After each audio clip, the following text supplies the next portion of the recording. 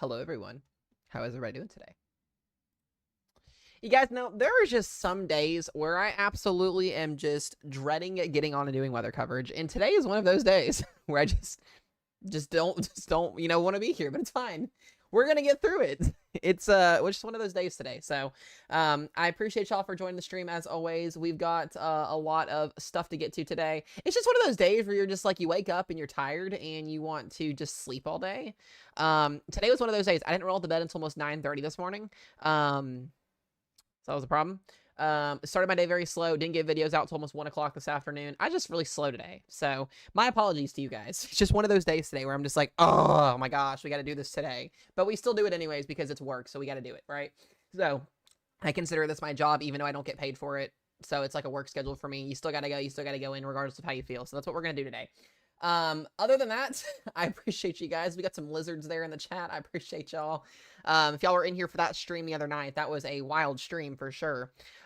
We got a lot of stuff to talk about, guys. I've got some tropic updates. We're going to talk more about the tropics later on tonight. Since we've got a tornado watch out, we've got severe weather to cover today for the plains. We're going to break down all of that stuff here. You guys can see on your radar right now, not a lot of stuff happening.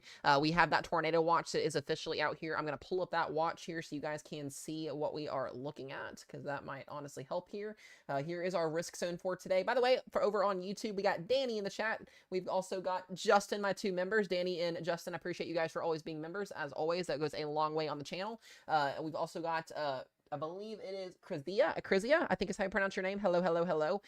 Guys, the best way to support me is heading over to my YT channel, subscribing for free, and becoming a member. If I've got $3 or $4 and you want to spare it, head over to YouTube, become a member. It helps me out. It helps the stream grow. It helps the channel grow. Consider doing that. We are trying to launch and get those members going very, very quickly as we can. We are almost at 10 members. We are sitting at 9 right now. So if you are interested in that, feel free to hop over there and do that. It's very, very much appreciated. And you get access to sub-only videos, sub-only streams, as well as giveaways, which we'll be launching here very, very soon as well. I was going to do one last Friday.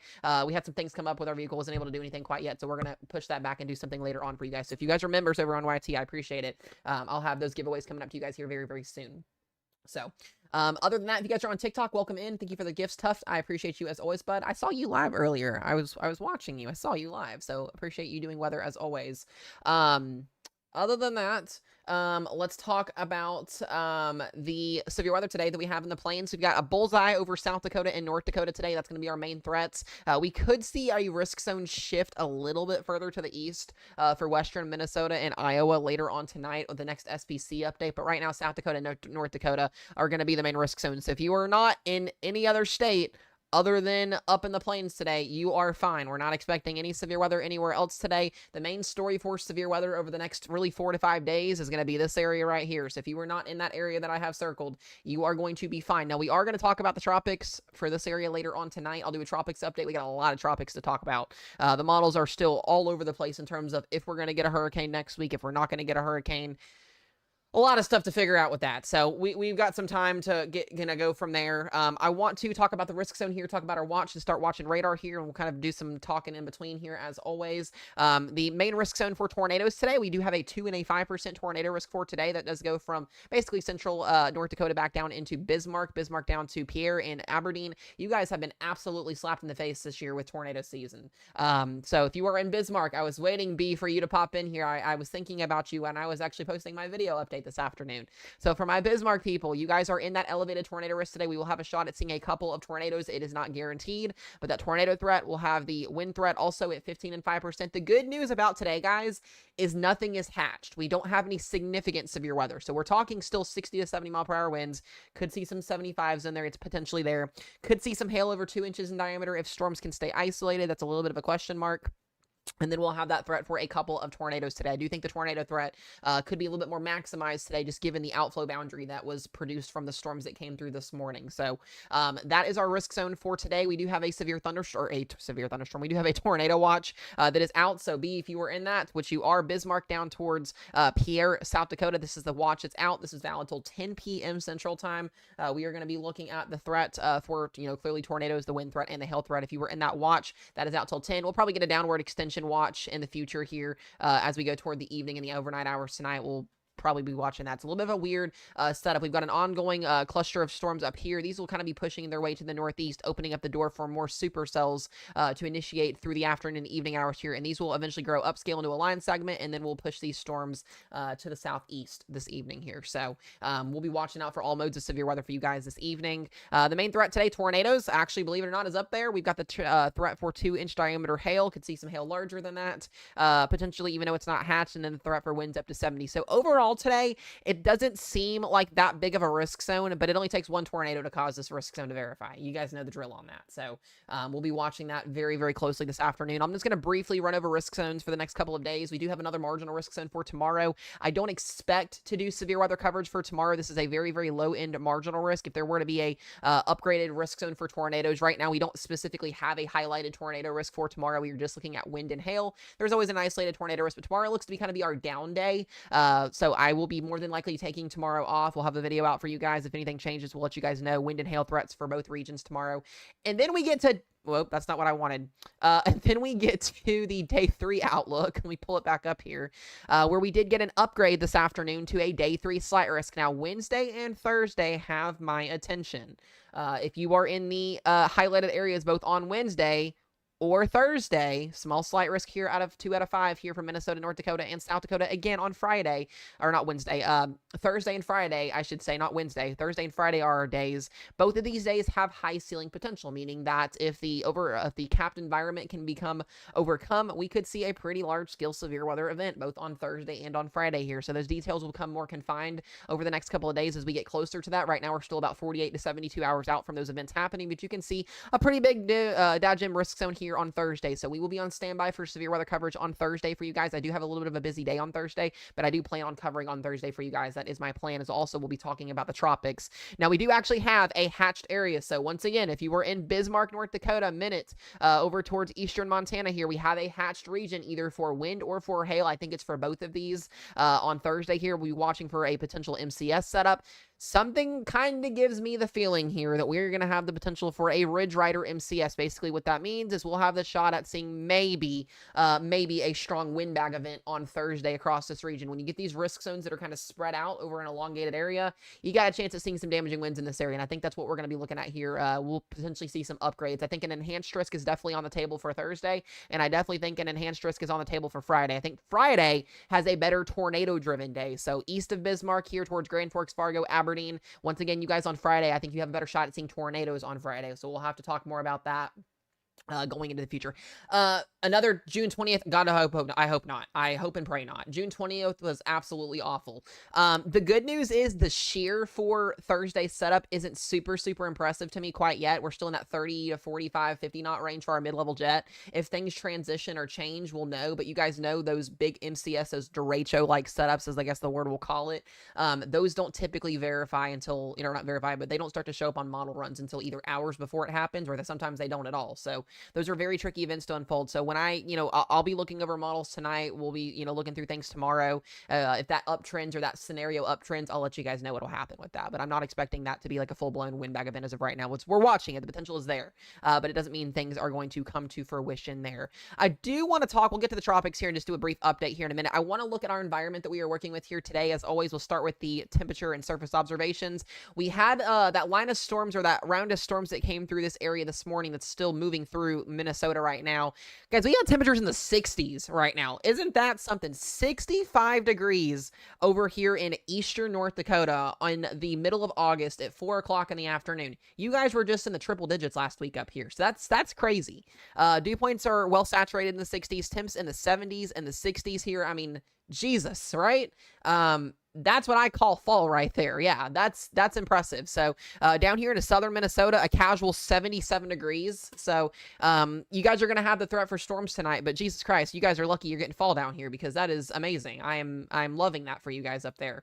Definitely very comfortable temperatures. We've got some 80s down here. I mean, we got some 90s down the further south you go, where the ridge is at, down into the southern plains. But I mean, guys, August 5th and it's in the 70s. You got to be kidding me, right? Some 60s popping up here. So enjoy that, enjoy that, enjoy that. We've got some 70s up here into northeastern portions of South Dakota here. Aberdeen, you're sitting in the 80s, but you are going to see severe weather later on this afternoon. So we're going to be watching out for you guys as well. Also, guys, please do not spam the comment section. You spam the comment section, you're going to get muted. Just a warning to everybody that's in chat. Please do not do that. Thank you, thank you, thank you. Also, Tough, thank you for all the gifts as well. I appreciate it, bud. Other than that, let's look at our thermodynamics. Clearly, you can see where cold pooling has set up and where instability is lacking right now. I think these instability values will increase through the afternoon here as we start to see those higher values work to the north here. We've got about 3,500 to 4,500 joules per kilogram of instability on the surface CAPE models here right now. So that's pretty good amount of instability out there.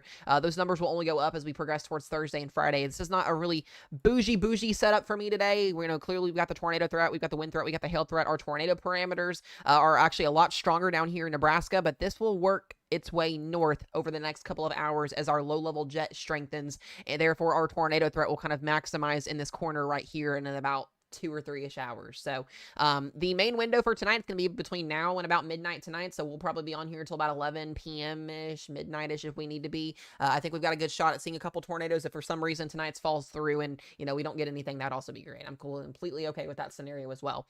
Let's talk about timing here, because I know you guys want to see the timing and what we're looking at with the models. Clearly, right now, we've got some convection out there, some severe thunderstorm warnings out there. Some of these are going to be able to intensify with some large hail, some damaging winds. You can see some supercells firing off in the next 2 hours up here near the Aberdeen area in the next, like I said, 2 or 3 hours here. What's going to happen is these storms eventually, as that low-level jet strengthens, we're going to see a cluster of storms both up into North Dakota and South Dakota. These will work their way southeast. Could see some supercells up here near Bismarck. Now, I'm a little bit more curious to see if we actually get something in central North Dakota, given the lack of instability due to those storms that came through this morning that are still pushing out right now. So we may see something in Bismarck. We may not see something in Bismarck. So if you're in that area, kind of be in the mindset of 50-50 chances of seeing something today, just given the atmosphere is trying to recover from the storms that came through this morning. So that, and then we've got a pretty intense little cluster of storms that'll be moving through around 11 o'clock tonight across South Dakota, moving through Minnesota. Most of this will be in the form of heavy rain, some damaging winds, some large hail, maybe even an embedded tornado. And then after midnight tonight, that will push its way into Minnesota and will pretty much be sub-severe after 1 o'clock tonight. So it's not going to be an overnight event for a lot of people. There'll be some general thunderstorms out there. There'll be a chance for some damaging winds still. If we take a look at the NAM 3K, I believe that updated as well. The NAM 3K has a little bit more of a bullish scenario. I don't know how much I buy this scenario. If the cap were to break and we get a scenario like this that unfolds, then that would not be great, because then you have more widespread supercells here. You've got some damaging winds. So the NAM 3K a little bit more bullish, with a larger scenario for tonight, and eventually it'll grow upscale into a line after midnight tonight, and we'll see, that weaken and decay and leave an outflow boundary down for tomorrow. We can take a look at the Rufus as well, because this is a model we're going to have to get used to seeing because it's going to be used a lot. The Rufus is a little bit more aggressive, but also biased to linear mode tonight, so we could see a line segment develop. And I mentioned a strong MCS could develop tonight given the conditions that are favorable for damaging winds. So if this were to verify, that would not be good. That's why I think that SPC has not pulled the enhanced risk yet, just because of the fact that we have low confidence on what scenario is going to happen. So you got 3 main model runs, both the HER, the NAM 3K, and the Rufus, showing completely different scenarios for tonight. Yes, this is for tonight. We've got the HER kind of being a little bit lesser, the NAM 3K going bullish, and the Rufus going bullish tonight. So we'll have to see which model verifies tonight, but that's why it's super hard to forecast these systems over top of ridges, because you just don't know what's going to happen. The models struggle with these type of setups. You guys saw it happen last week when we were supposed to see a major damaging wind event. We did see one in Iowa, but it wasn't as widespread as the forecast initially called for originally. So what is up, Chris? What is up, Sean? Did the chances of a coastal storm go up? Yes, so we have a update on the hurricane. We'll talk about that here in a minute, or the Hurricane Center's update. We've got a 40% chance of a tropical system developing off the East Coast over the next 7 days, and a 50% chance of a tropical storm or hurricane developing off the Africa coastline going through this week and into next week. So right now, no United States impacts for anything other than that system off the East Coast. We got a busy week next week, though, guys. I'm going to tell you all that right now. We will be watching for multiple tropical systems next week. We are going to be super busy next week. There are going to be lots of live streams next week, if not live stream coverages, covering this event next week potentially. So the models, the ensembles, are just don't know how to handle the system quite yet next week, because of the fact that it's not existing yet. The models are trying to grab onto something that's not physically there. So therefore error is going to happen, and we're going to see wild scenarios. I'm pretty sure all of you guys out there that follow other weather creators, or people that don't do weather, or if you're just casually scrolling on TikTok or social media, you've seen those posts of a category 5 hurricane coming towards Florida, or going towards South Carolina, or going toward the Northeast.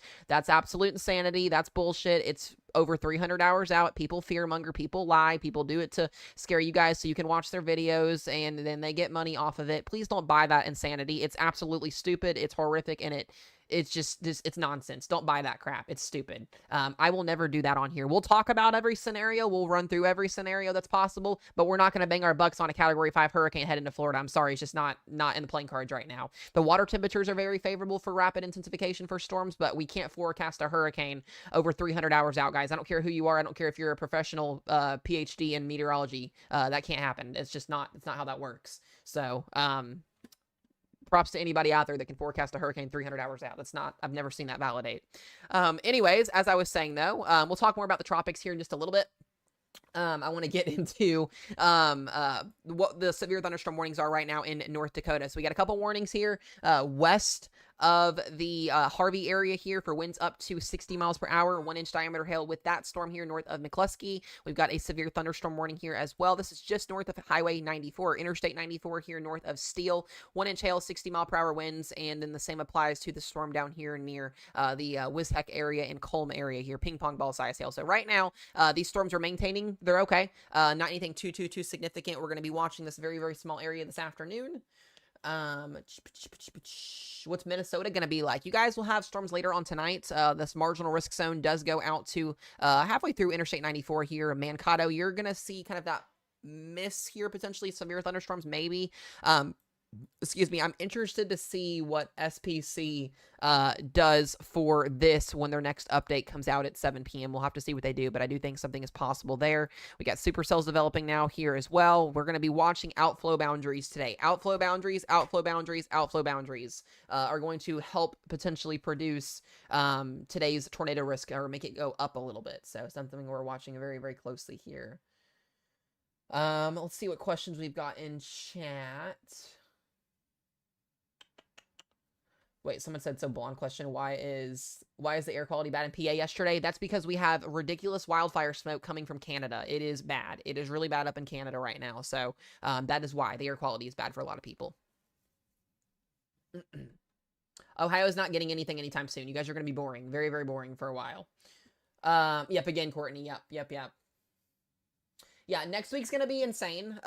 Whether or not we have any storms that head toward the United States or if we have fish storms, I cover all storms, even if they don't head to the United States. So we're going to be watching the tropics a lot next week. The severe weather next week is probably going to take a little bit of a break. The models don't really see a lot of severe weather happening across the United States next week. But what that means is we're going to be focused on the waters. We're going to be watching the tropics a lot next week. So if you guys live on the East Coast, the Northeast, the Gulf, you're going to want to pay attention next week because it's going to be a very busy week. We could be looking at a couple of landfalling storms, potentially not, there yet, but it's on the table. It's possible. So, Omaha, Nebraska, you guys should be okay tonight. Actually, just kidding. You guys are in a marginal risk. I forgot they extended it down here. Marginal risk for wind and hail tonight. Not looking at a tornado risk in Omaha. So, should be mostly okay for you guys up there. When do we get the next upgrade for the risk levels? We shouldn't see another upgrade today now that it's, we're already seeing these storms happen. We'll get an update for risk zones at 8 p.m. Central Time tonight, so that's in about 3.5 hours. They'll more than likely maintain or scoot east a little bit. If you're in Minnesota, potentially, we'll just kind of see how these storms play out. We're already starting to see some upscale growth, so I'm waiting to see if we're going to get any initial supercells back into this area for a stronger tornado threat. But right now, I don't see an upgrade coming today, no. Not anymore. Let's see here. Is Aaron the next name? Yes, Aaron is the next name. If we do get a tropical storm, it will be Aaron. Correct. I've seen projections of up to 5 inches of rain in Fargo today. We can take a look at it. I have not actually looked at those rainfall totals today. I need to actually look at that. I'm curious now that somebody mentioned that. Let's take a looky here.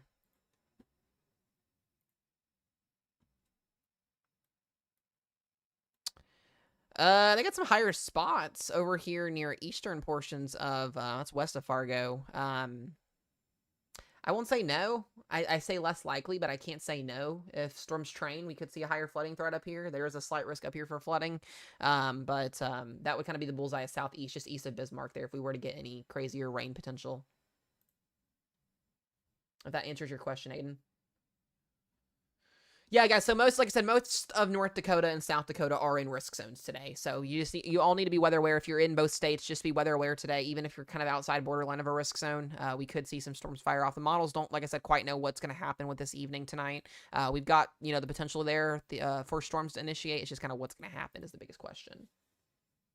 Once again, will Bismarck get lots of rain? I don't know. The model signal lots of thunderstorm, and this is where we're seeing those higher pockets of rainfall here, is just east of Bismarck, maybe even in Bismarck here, but looks to be east of you guys. So we could see anywhere from, I would say, 3 to 5 inches of rainfall that could fall in this area. So definitely something I'm concerned about.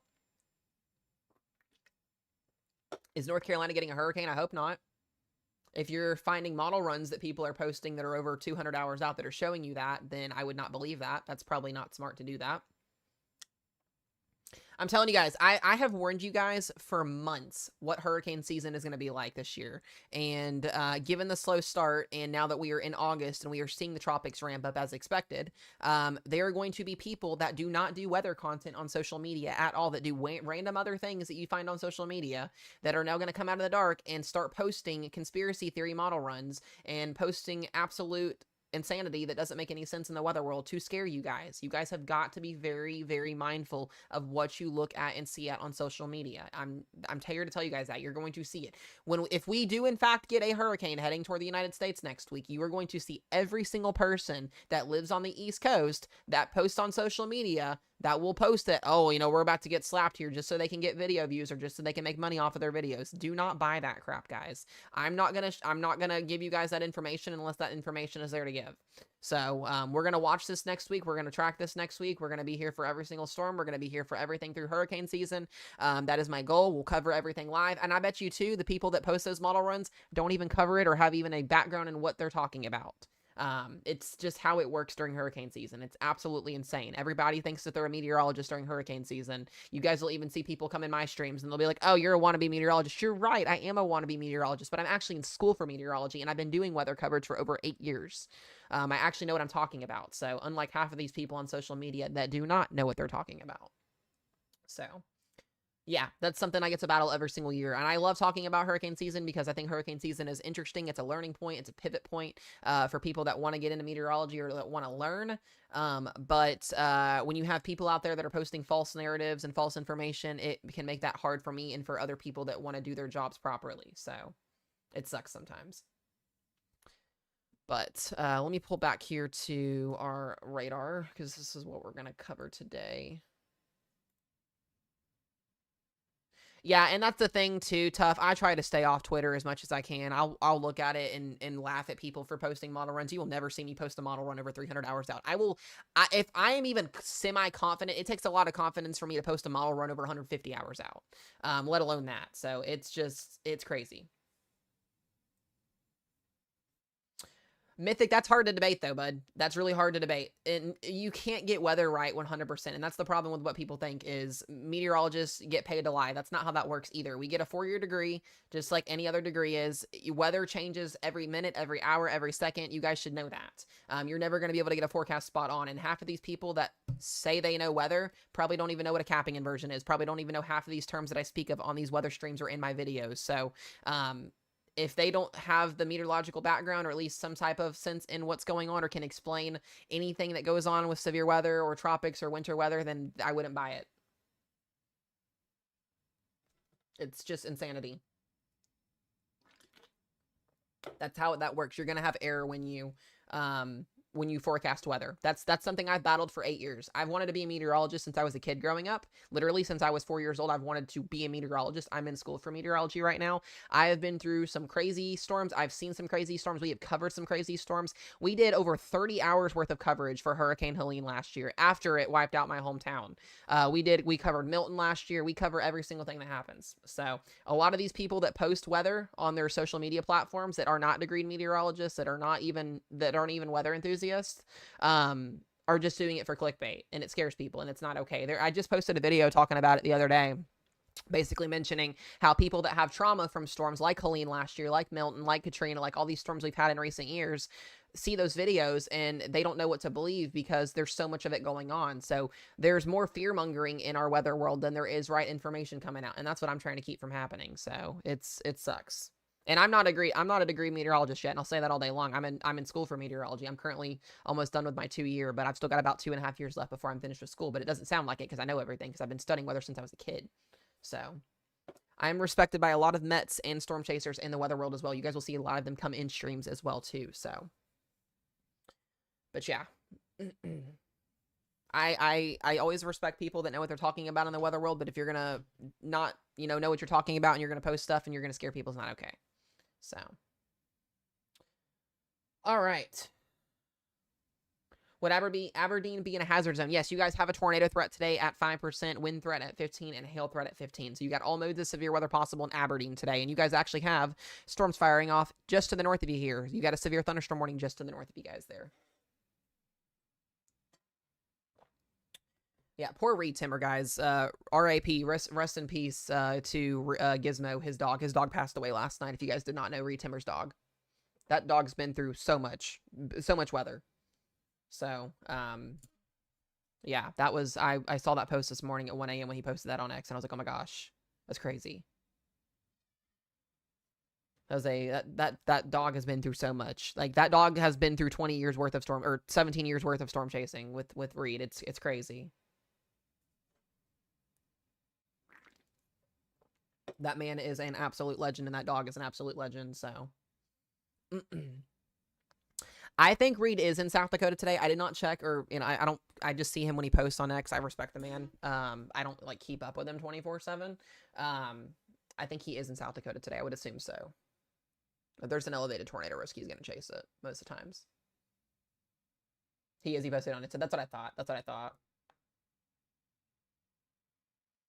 I think it's good that he gets out there too. That way he can help it can mentally get him through with what's going on, because I know he's got to be mentally crushed. When he posted it this morning, I was just like, oh my gosh. Yeah, that man's got to be going through it for sure. So, I will say, guys, outside of the weather world, I've got some super exciting stuff happening this week. If y'all don't know, preseason NFL football, the first official week of preseason football starts on Thursday. We got games on Thursday, Friday, Saturday, and Sunday for all the NFL fans out there. We've got, you guys know I'm a video game player. We got the new season of Black Ops 7 coming out on Friday, so I'll probably be streaming that at some point this weekend, hopefully. The new Fortnite season comes out. Madden comes out this week. There's so much going on this week in my little world I'm super excited about, so hopefully we don't have to do lots of weather coverage. That way I can actually get some fun streams in with you guys and play some new games that are coming out. So, I saw before I got on stream, you guys know I play Fortnite and stuff like that. So I saw the new Fortnite trailer release for the new season come out in 2 days. It's Halo themed and Power Rangers themed, which is really exciting. So I'll be grinding on that for sure.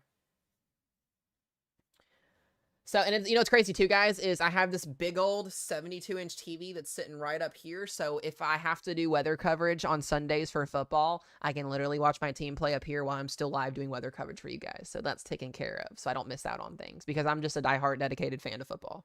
It's that bad. It's that bad.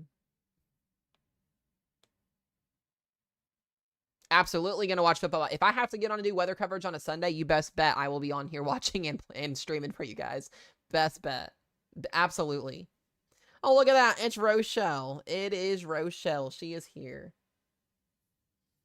I appreciate you, Justin, as always, bud. I appreciate you, bud, for being in here. You're freaking amazing. Oh, you've been in here. I guess I didn't see you comment then, Ro. All right, where will tornado chances be greatest? In South Dakota. It looks like it's going to be that northeast quadrant. So really, in reality, we look at the tornado risk for this afternoon, or this evening, I should say. Kind of waiting for things to get going here.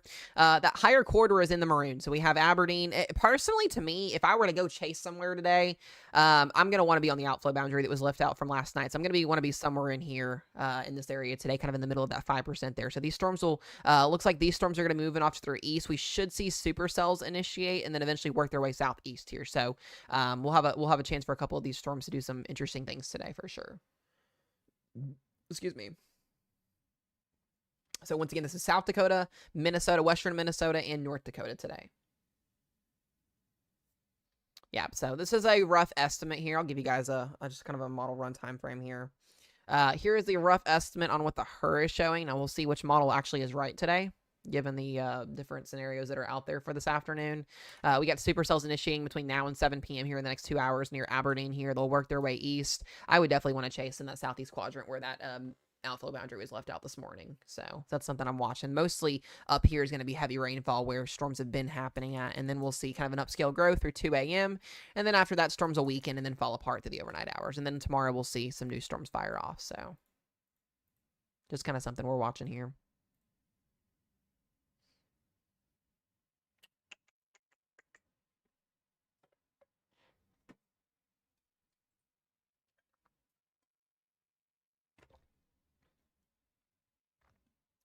Thank you guys for the follows, by the way. I appreciate it. Thank you. Thank you. What is up, Sierra? How's Minnesota on Thursday and Friday? Don't quite yet know. Looks like Thursday and Friday are uptrending, though, pretty significantly on the models. So I do think Thursday and Friday will be our biggest days of the week. Just kind of waiting to see what the models are going to do tonight and tomorrow. Well, I'll definitely know more tomorrow. When we do our weather update late tomorrow night, we'll have a better idea on that.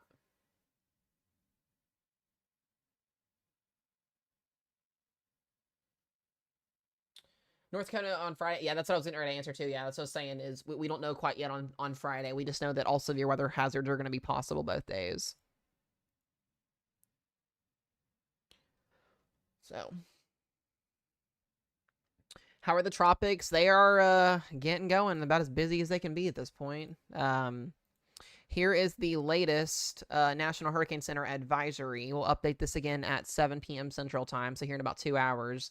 We've got an upgraded 40% chance of a tropical system developing this weekend on the East Coast. There's going to be lots of rain. I know, Sierra, you're in here watching this, so there's going to be lots of rain that moves inland into the Carolinas this weekend, so expect a soggy weekend. Some rip currents will be out there, but the question mark remains is this going to actually become a tropical depression or tropical storm? Right now, pretty low chance, 40% chance, so it's almost medium here. That's the one we're watching, and this is the one that everybody's watching next week. A lot of the models still do think that this is going to be a fish storm. I do think so as well. We're just going to have to wait and see what happens, and there's actually going to be another area that we're watching south of this that's not quite yet highlighted from the National Hurricane Center that I think is going to go this direction. So we'll see what happens next week as well. But both the European model, the Euro AI model, the GFS, every single global model has shown some type of whack scenario over the last 3 days that have really churned the weather world upside down and brought all the idiotic weather people out that don't know what they're talking about, posting 300-hour out model runs, which is just absolutely insanity. So I know it happens every single year, and for whatever reason, it just frustrates the hell out of me every single year because it's just false information from people that don't make any living sense. I will show you guys, looking at the satellite imagery right now, we have got the chances here of our system off the coast. You can kind of see where we've got a tropical blob of convection here. This May, the European ensembles were picking up on a potential low sneaky development region this weekend as well over here in the Gulf. I'm curious to see in the next day or two if we actually get a highlighted area over here in the Gulf. Both, like I said, the GFS and the European ensembles were showing something very small developing this weekend, so we'll see what happens. If they highlight it, we'll definitely know if that verifies. But the main area we're watching is off the East Coast this weekend, and we've got one wave here and a second wave here. This one will more than likely go this direction. This one's the one we got to watch, that second one that's coming off here. So the good thing is when these waves come off the coast of Africa, we typically have about 7 to 10 days to watch them before they start coming our way. So it gives us time to get you guys prepped, talk about it, and kind of watch for anything changing. So thanks for your model. Yeah, I know, right? The ensembles have been doing some whack things. I think I can show you guys here briefly real quick. The ensembles have definitely been doing some whack things. The latest European ensembles that updated this afternoon now have that system going back out as a fish storm, which would be great. Let me pull this back up here so you guys can see. So yeah, this is that little X that you guys saw in the National Hurricane Center. This is what the models agree on. So the models are pretty much in agreement that this storm is going to be a fish storm. We're still going to watch it. There's our tropical system off the East Coast this weekend. There's that little sneaky one that we're going to have to watch. It's not yet highlighted in the Gulf. And this is the main one that I'm watching next week. This is the one that I want to see if it goes into the Caribbean. Does it take a Helene path? Does it take a any other storm path that we had that comes out of the gyro there? This is what I want to watch because this is going to be more favorable for our development going toward the Gulf. And if we get any, God forbid, we get any storm that goes into the Gulf this year with the water temperatures being about 15 degrees above average, anything could go wrong with that. That's what I dread, is if something goes into the Gulf this year, because the waters are just so hostile. We could easily get a rapid intensifying hurricane going into the Gulf if something were to head that direction. It would not be fun.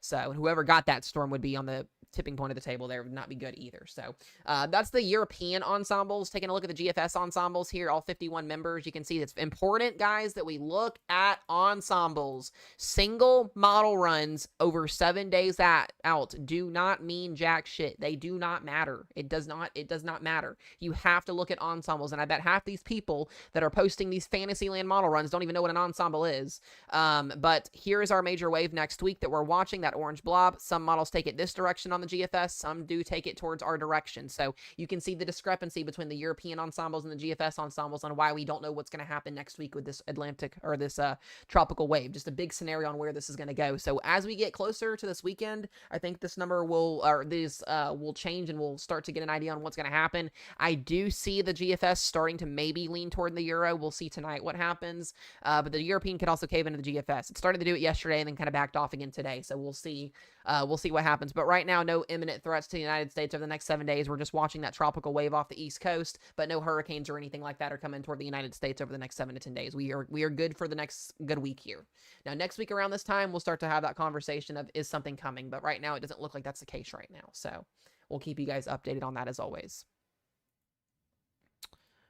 Also, this is another graphic I want to show you guys here as well. This is the Global Tropics Hazard Outlook. This is something that's experimentally issued by the National Hurricane Center, or the Climate Prediction Center here. Kind of gives us an idea on what we could see in the future.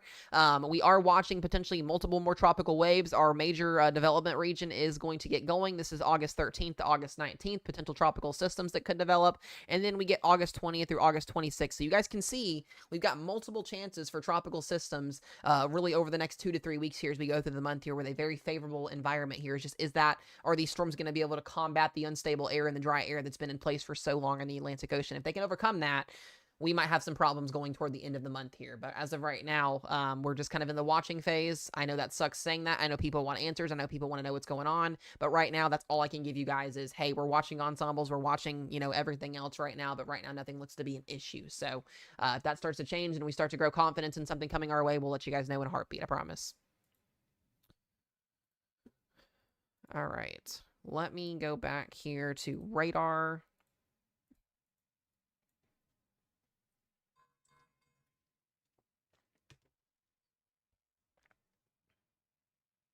Yes, it's a multiple runs of the same model with just different scenarios. Tough, yes. It's just the jet stream that's favorable for across the Dakotas this year. Right now, Sean, it's a 40 or 50 chance. It's very 50-50 almost.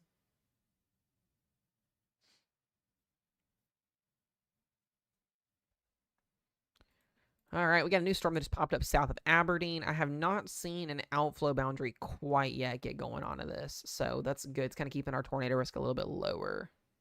Just got some severe thunderstorm warnings out there for wind and hail. Now, this storm here looks a little bit impressive. Have to start to watch this one here near the Fredonia area. But not seeing anything super, super impressive right now. Thank you for all the gift stuff. I appreciate it. Ro, let me know when you want to hop on. If you want to hop on with me today, you can. It's up to you.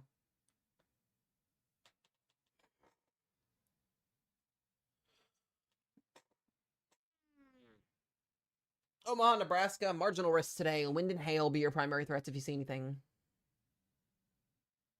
We were talking about hurricanes. I'm going to do more of another update on that later on tonight. We're covering severe weather today, too, as well. So, not too much crazy going on right now.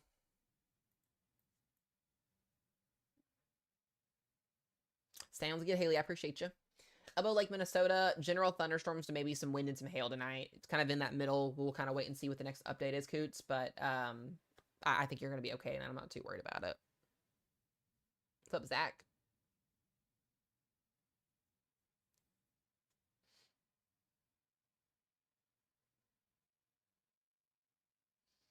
Yeah, the Dakotas are the main area for today. That's what we're watching for. So, not really anywhere else right now.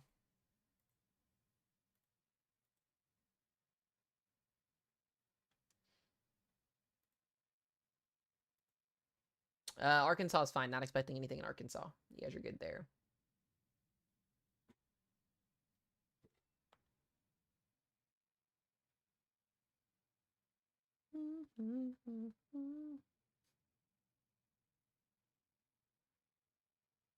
I appreciate all the follows, by the way, guys. Y'all are awesome. Super, super awesome.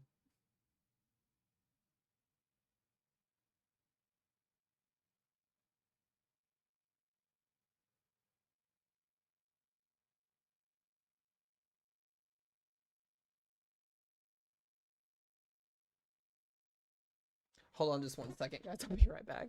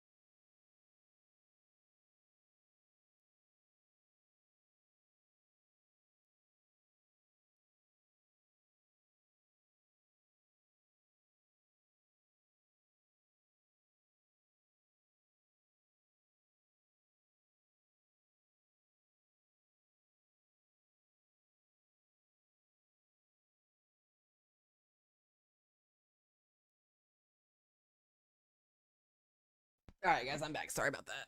Ow. All right, let's see what we got here.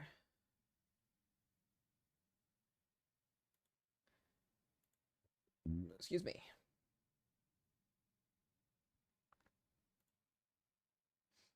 Yeah, guys, if you're not up here in the South Dakota and North Dakota today, or Minnesota or Iowa, you're okay. You're okay today. We're not expecting anything crazy from you guys. Should mostly be okay. Excuse me.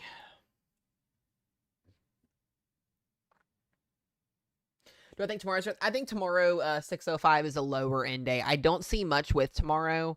I'm not really thrilled about tomorrow. I'm probably not even going to get on here and cover tomorrow because it's such a bleh day. I think Thursday and Friday have way better potential than what tomorrow has. That's just my opinion, though. If you see something different, then you're going to clearly, you know, have your opinion on it. But that's just kind of my thoughts on it. What's up, Anna? Thank you guys for all the gifts. I appreciate it. Thank you. Thank you. Remember, guys, we are trying to grow memberships on YT. So if you have $3 or $4 and you want to spare it and you want to become a member over on the YT, go over there and subscribe for free. Hit the join button, become a member. You get access to membership-only video streams and giveaways. That is over on my YouTube channel.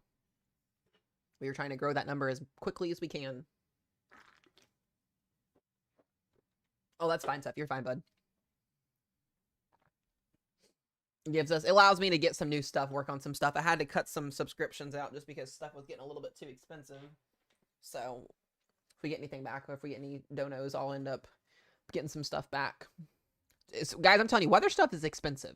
I pay at least $500 a month in weather subscriptions. I'm not joking. Like, that's not sarcasm. Stuff is not, it's not cheap to run. I have over $500 worth in weather subscriptions. I'm not joking. I use it all daily, so it's fine, but you can ask my weather team. I literally have almost everything that you can possibly think of.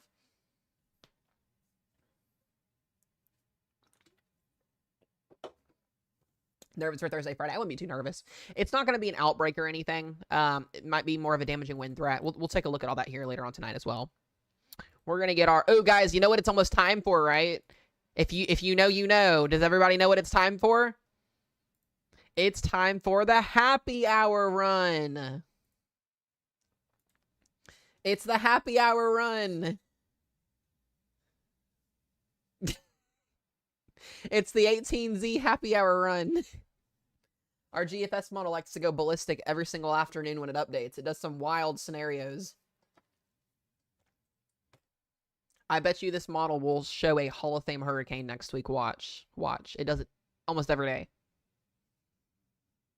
The Baja Blast is hitting. Nah, for real. I'm interested to see how our GFS responds this afternoon. It does look like our low is still going to try and develop this weekend. So that's the first thing I'm watching here is Friday. We could have a low moving up here to the north. I might shift that region up to the north as well. Not the lizard. Y'all will not get over that lizard from the other night.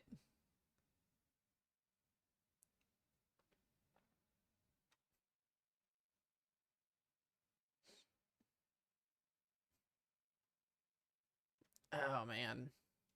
Appreciate you guys. Y'all are something. All right, let's look at our 500 millibar real quick. I'm curious on this, how this is going to perform. So you guys can see right now, we don't really have a lot of wind shear, just enough wind shear with this shortwave trough to get us some severe weather today. This really isn't that impressive of a setup today. As we go towards Thursday and Friday, take a look at this. This is what I'm concerned about on Friday. I don't like this on Friday. Very strong southwesterly flow here. This will aid in a stronger tornado potential. I wouldn't even rule out a couple strong tornadoes on Friday for this event across the Dakotas here and into far western Minnesota again. Yeah, I'm going to take a look at the model. Let me take a look at that here in just a second. I'm going to look at the low-level jet too and see what it's responding as. For this to be a shortwave trough tonight, we got a pretty strong low-level jet as well. Yeah, but that's going to be the problem right there on Friday is that corridor where we get that low-level jet strengthening. Oh God, Manders. So that's what we're gonna have to watch for Friday's setup. I'll take a look here at that instability. Jesus, Wednesday, tomorrow even looks a little bit spicy there. And then we get into Thursday. Oh my goodness, Thursday's instability values. Look at that. Pretty good corridor here of instability on Thursday. That's for sure. 5 to 6K on the GFS run here. That's what I call unstable. You ready, guys?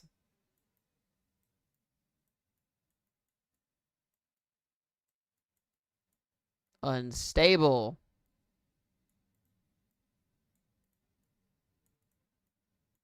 That's unstable right there. If you know, you know. So.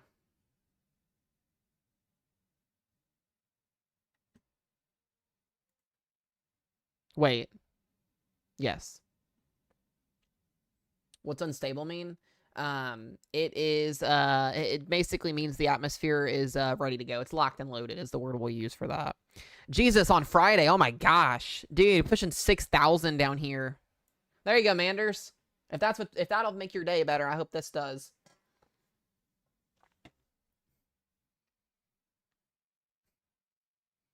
That's amazing. I love that. 6,000 joules per kilogram of instability in Iowa and Minnesota on Friday. Jesus. But the problem is going to be what is the let's take a sounding actually out of that. I'm curious now. Well, where's the weather at? Is it capped? Hold on a minute.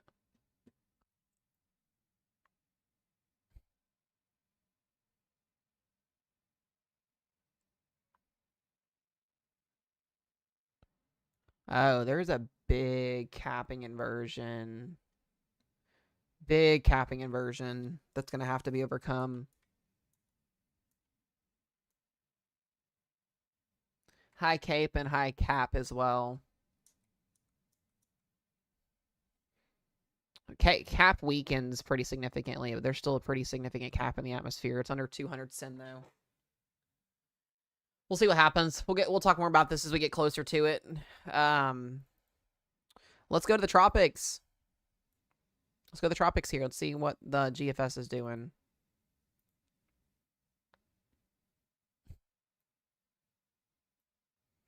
The GFS is still holding on to this thing, which is really weird to me. The European ensembles already have this thing becoming a fish storm by Saturday. So the fact that we are looking, the GFS model, guys, has a tropical depression in our main development region this Saturday.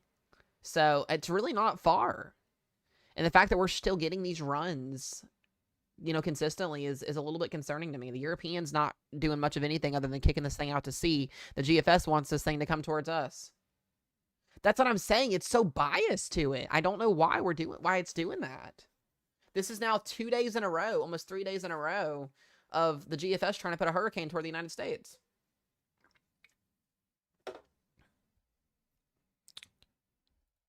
I don't know if you guys saw this was the 12Z run from this afternoon. This is why you don't buy models over 150 plus hours out. This was the GFS this afternoon on the lunchtime update. Look what it did. Look at this. Puts a hurricane into Florida, which is, once again, over 200 plus hours out. Can't really believe that. And then this happens. Like, this is La La Land BS.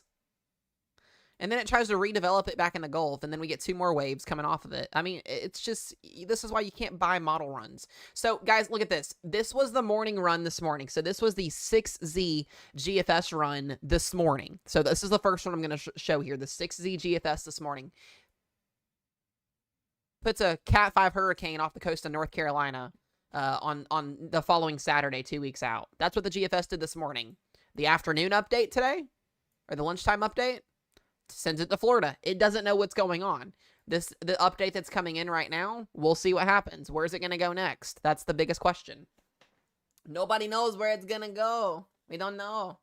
No.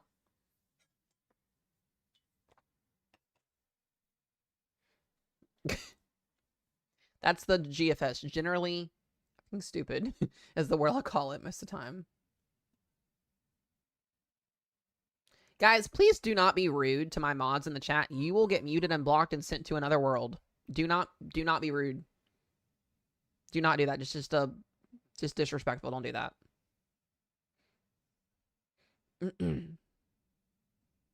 They are here to answer weather questions and give you guys updates as well as myself. Do I think it's going to impact the United States? I don't know yet. I'm not confident enough to answer that question. I think it's possible, but I don't know yet. I try to stay very biased to models. I like to look at my ensembles. My ensembles are where I do my long-range forecasting at because it's more consistent. But I do think this is a scenario. I mean, this is not off the table. A tropical storm, tropical depression by this Saturday, August 9th in 4 days. Could we have something coming toward the United States? Absolutely. Is it going to probably happen? I don't know. Like I said, you got the European model wanting to take this thing out to sea. You got the GFS model wanting to go towards us. It's just wait and see what happens at this point. And the biggest thing too, guys, is until we officially get this wave, which could be by tomorrow. We could see this by tomorrow. We could see this wave designated tomorrow as an invest. Once these model runs have an official low pressure that they are designated to work with and start to figure out where it's going to go, that's when these models will start to go from this to this, meaning that they'll consolidate to where we'll start to see where this is actually going to happen at. And hopefully that'll happen either tomorrow or Thursday. So I'm hoping in the next 2 days we'll have an idea, because it's not going to take long for this thing to get cranking north if that's where it's going to go.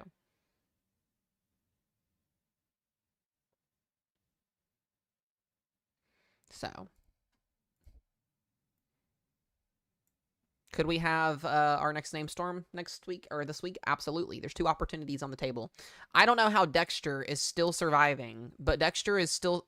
they got Dexter dropping and going intense again. That's wild. Dexter's just doing some crazy things. So... we're going to watch this model run behind the scenes, see what happens. You can see our next load that'll be coming out after this as well. This will go this direction. This will probably come this direction, or it'll go this direction. Got a lot of things we got to figure out here. A lot of things.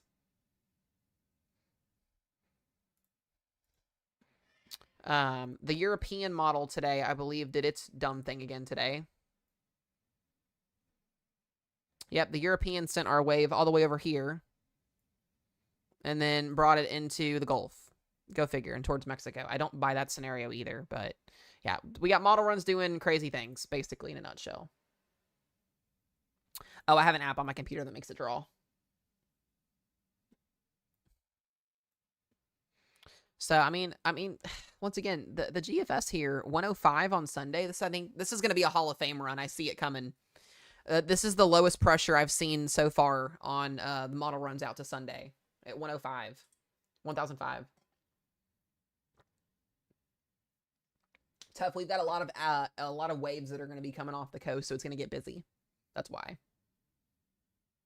How long will this wonderful rain last in Atlanta? Hopefully through the weekend for you guys. You guys are going to have some tropical downpours as well off the East Coast. It could bring some storms to y'all as well. So the models still don't like the idea of something developing in the Gulf yet from this weekend, or like the idea of something crashing in, but we'll see what happens. Until October, I hope. You never know. Got a tornado watch. Yeah, so let me go back to radar here. We are watching severe weather right now. No tornado warnings right now. All of these severe thunderstorm warnings are for wind and for hail. The main threat this afternoon is going to be for tornadoes, wind, and hail. It's for South Dakota, North Dakota. Storms could really be, they're ongoing now, but, excuse me, back here into this risk zone here for this afternoon, it'll be later on. Can a shelf cloud... So a shelf cloud itself is distinguished from an outflow boundary or from a line of storms coming through. It's basically cool air rushing out in front of the storm with wind, kind of creating that moisture to make it look like a shelf cloud, or give you that shelf cloud presentation. So they can't physically produce tornadoes, no. You can get Scud, it kind of looks like it is, but it's not.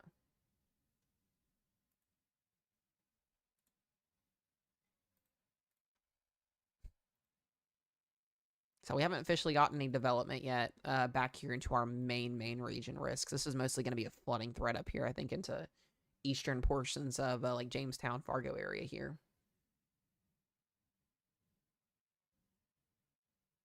What's a shelf cloud? I got you. I got you here. What's a shelf cloud?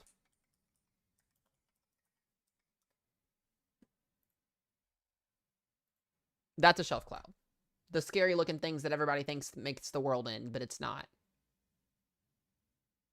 That's a shelf cloud.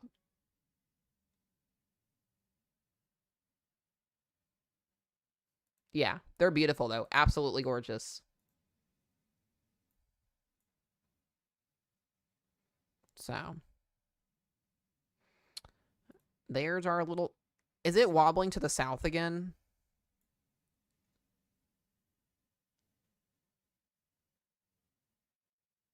Hello, I'm new here. How is Louisiana, Florida look like? Both my daughters are in each. Yeah, so right now, if you are in, Jenny, if you're in Louisiana or your family's in Louisiana or Florida, we are watching for tropical uptick next week. I'm not expecting any major hurricane or anything like that, like half of the community is doing right now. That's just insanity. But we are watching for the potential for a tropical system next week that could move your way. Both areas, both Louisiana or Florida, still a bit inconsiderate on what's going to happen right now, but it'll be late next week before anything were to happen. So we'll let you know if anything changes. Just stay tuned to the channel here, and we'll keep you updated on that. Is there any tornado predicted in here on South Dakota? I can't predict tornadoes where they're going to happen at, but there's a chance, yes.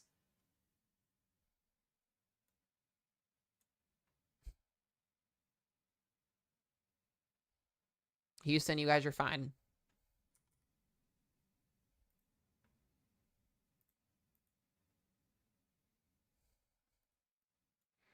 I wonder when these storms are actually going to get going. Fargo, you got storms off to your west here. Severe thunderstorm rings off to your west with wind and hail. Zimmerman, Minnesota. Where is that at? Is that north or south? I'm going to lose my mind. I might just type it in. You guys are fine today. General thunderstorm risk.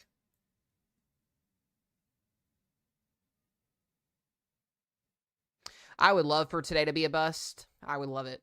That'd be awesome. We do got a supercell over here getting ready to enter that marginal risk, so I'm going to see if this little guy can hold on.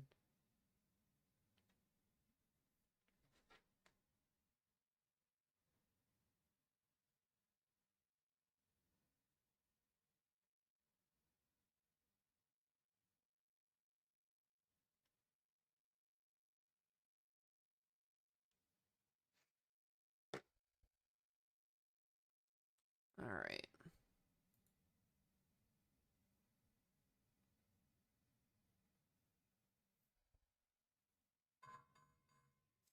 Not Florida getting a severe thunderstorm warning.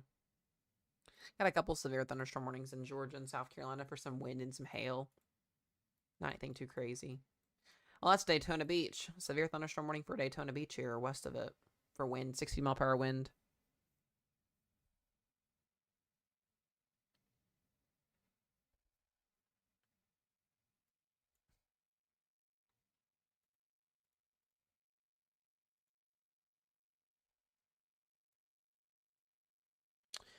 Justin, I'm gonna right now we're not taking anybody else just because we're waiting to get through hurricane season. I think I might open up the door for new people after November gets here, just because I don't have time to teach anybody or anything or get anybody on page with anything. But I might be able to make that happen then. It's a whole process we have to go through.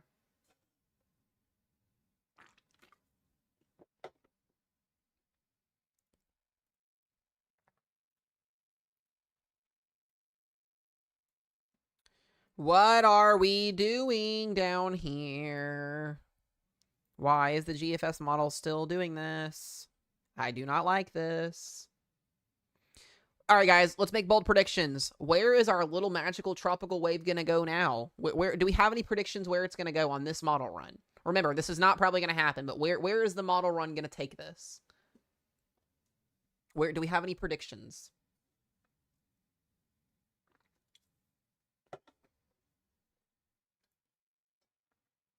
Did someone just say Northern Kentucky? Someone said Cuba. Well, just looking at the way that it's moving, it's probably not going to go down south. It'll probably kind of go either in this vicinity here. We'll see. We'll see what happens here. It's going to do some... It's probably going to go to Florida again, knowing that it's the GFS. It's going to go somewhere in between here, probably. The fact that we still have 2 more lows that come off here as well is interesting.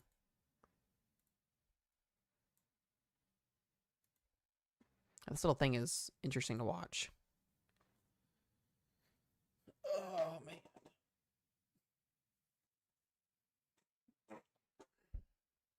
Let's see, we have a new her run coming in. Oh.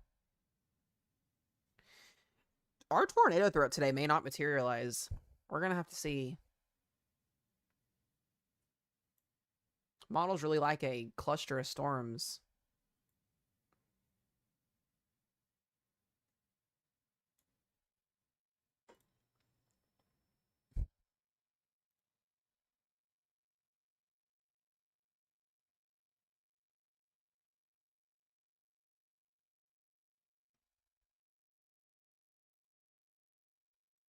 Watch unlikely.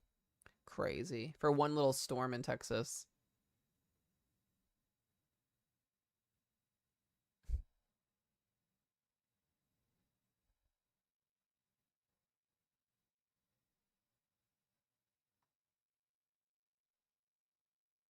Interesting there. Okay. All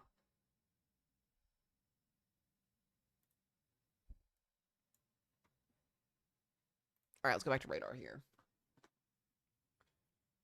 Yeah, Watertown, South Dakota. We're just watching out for you guys for the chance for severe weather tonight. It could be really at any point. This is where I love to get on stream here. Nothing happens other than a couple warnings. So we're keeping things pretty contained right now. I'm really just watching the Fantasyland GFS model do its thing too.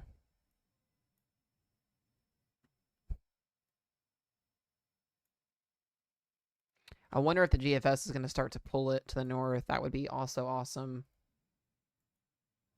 We want to see this thing go away. I don't want this. What's up, Adam?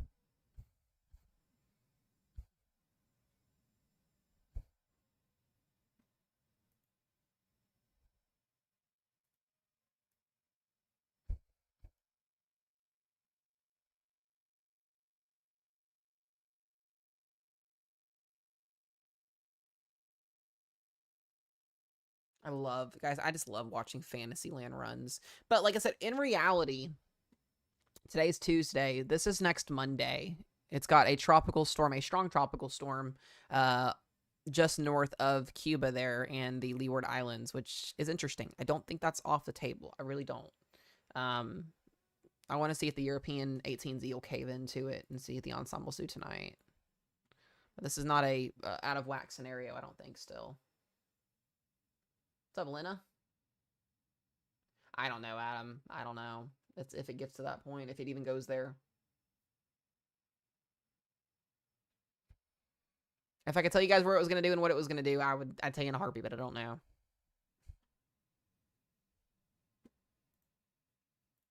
The 850 always makes these look more impressive.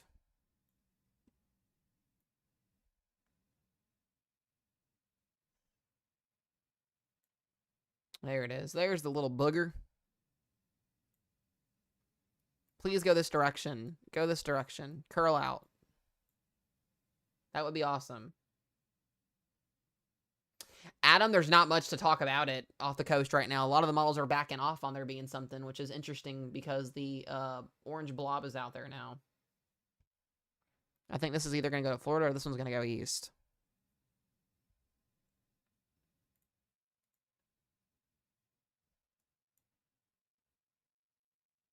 Zoom in on this.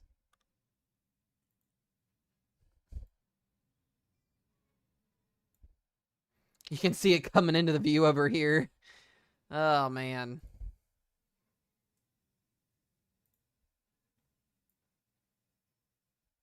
Little baby. Ugh.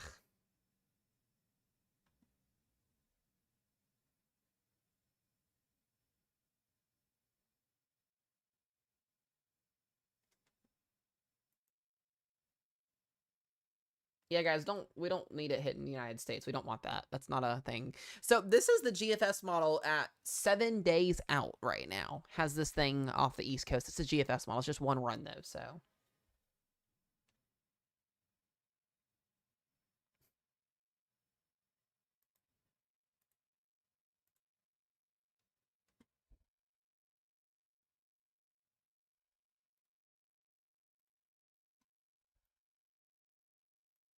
It's a little baby one, too. A little baby hurricane.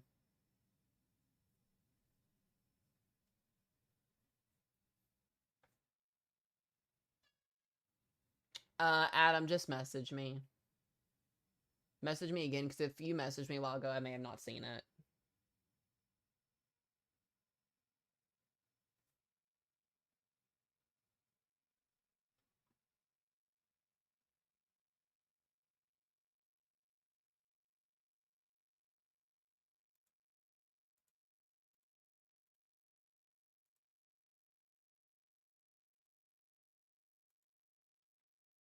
All right, let's see. They got it dropping at 994. It's so small. It's like it's a little baby.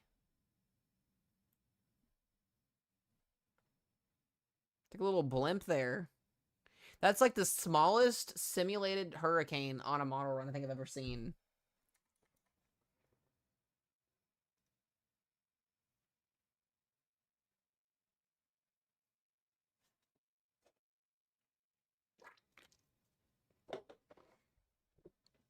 All right, let's go back to radar here.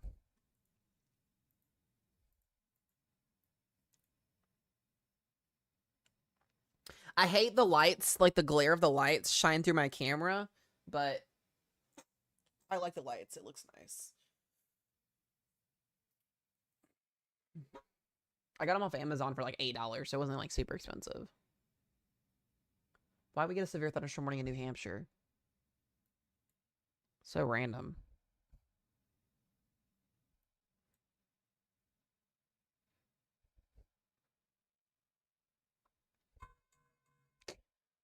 One little wow, one little storm up in New Hampshire with a severe thunderstorm warning on it. That's insane.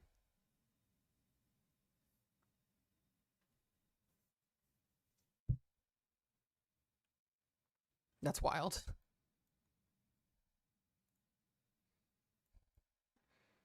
Yeah, guys, we're just waiting to see if storms are gonna fire off to the west of the risk zone here today. We do have supercells that are firing off down here near Rapid City, so.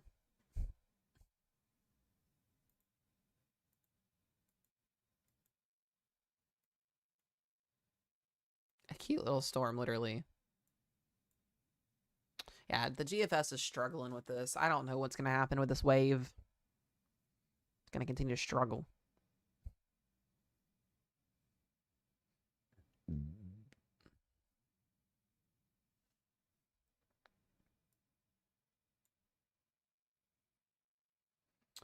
Yeah, fall sports season is coming up. It is very true. Bismarck, it's unknown. We may get storms, we may not get storms. You got storms off to the east of you here, but right now you guys are chilling. Some of the models don't even have anything for you guys, so we'll see what happens. That'd be your luck, though. You don't get anything today. That'd be great. We'll take it.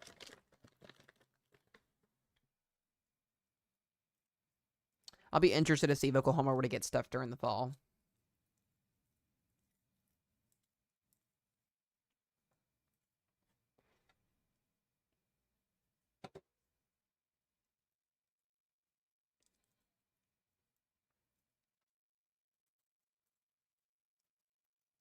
Wait, last year? Yeah, I think you guys did last year, late in the season. I do remember it.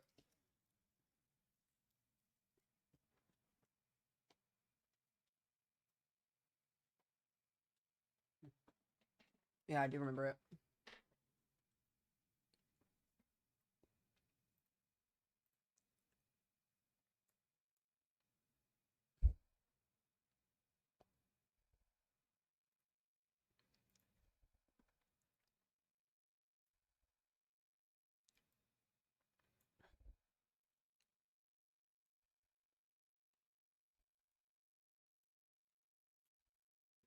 Look at that little thing. That's over a week out, guys. Over a week out. Maybe something coming our way. Maybe. Yeah, that's wild, Adam. That's crazy, dude. You got out of that one, which was good, at least. What's easier to cover, hurricane or tornado? Oh, tornado all the way. All the way. I hate covering hurricane season just because it's so uncertain on what's going to happen. You could have a forecast set in stone for a day out and it changed the minute of landfall. I'm not even joking.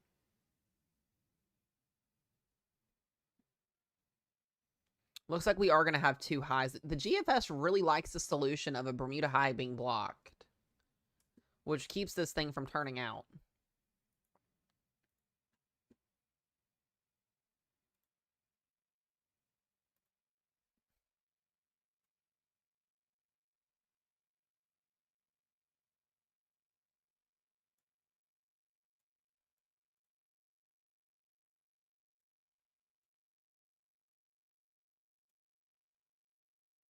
Yeah, this is going to go this direction again, or this direction.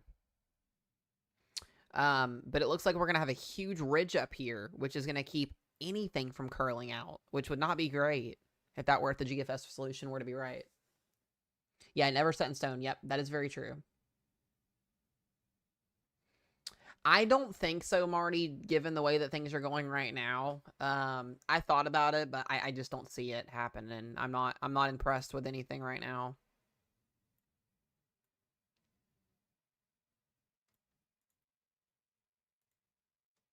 We got a new mesoscale discussion for Watch Possible. That's over in the western side of the risk zone. Once that updates, we'll pull that up here in a moment.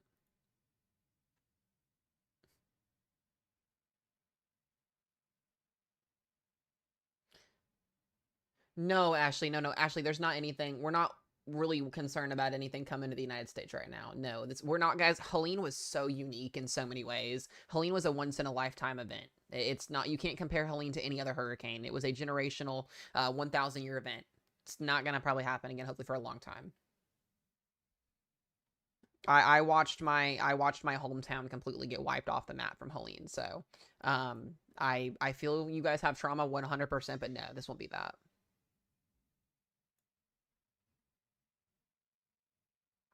We're just watching the blocking pressure. Look at that cold air up in Canada next week. Got a swinging low polar vortex coming in. It's a mesoscale for general thunderstorms. What?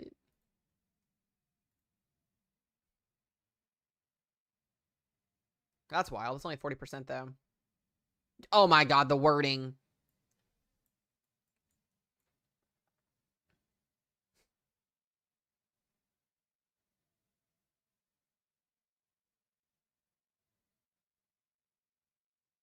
Yeah, no problem, Ashley. I got you. If anything changes, just stay tuned. Katie, thank you for all the gifts, by the way. I appreciate you. Thank you. You know you don't have to do that. You know I'm going to fight you. What was the worst Cat 5 for the USA? God, there's so many. Well, if you count Katrina not being a Cat 5, Katrina would have been... Katrina made landfalls a Cat 3. Just how about that? Katie, we gotta get with Hannah again and meet up and hang out again. Yep, Katrina was a Cat 5, made landfalls a Cat 3, weekend on its approach to Louisiana.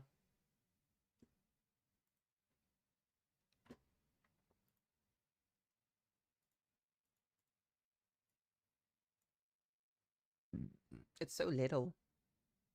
I'd be down. I would be so down. When we get our car fixed, I'll be down.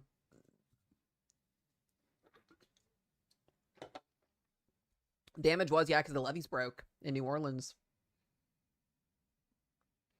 Yeah, but if the levees wouldn't have broken in Katrina, I think we would have been looking at a way better situation than what happened. If it wasn't for the levees.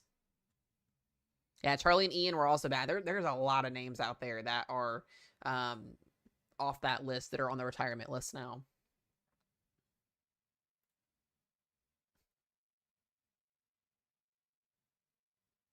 Kentucky should be fine, not expecting anything.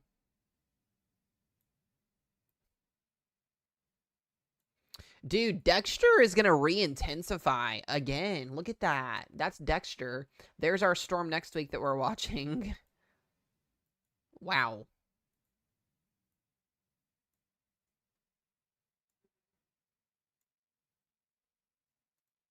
It's going to curl up.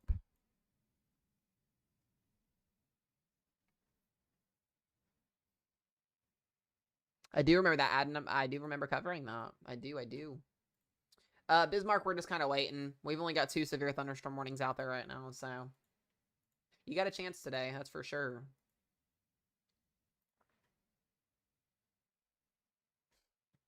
Yeah, it was crazy. When can we see our next cooldown? It's going to be a little bit. It's going to be a little bit. I'd say probably not till the end of the month is over with almost. Models want to keep a pretty decent warm-up, a ridge setting up next week again.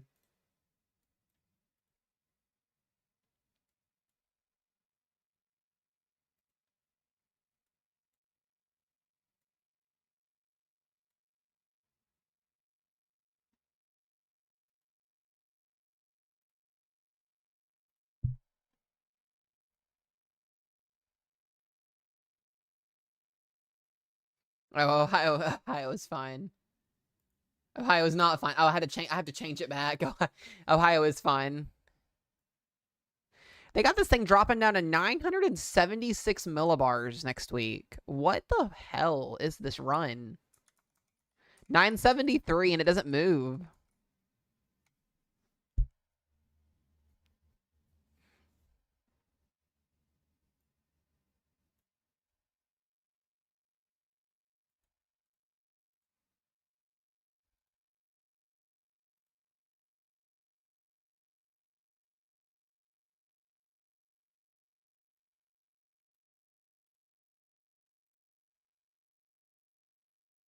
It's anytime in Kentucky. It's anytime.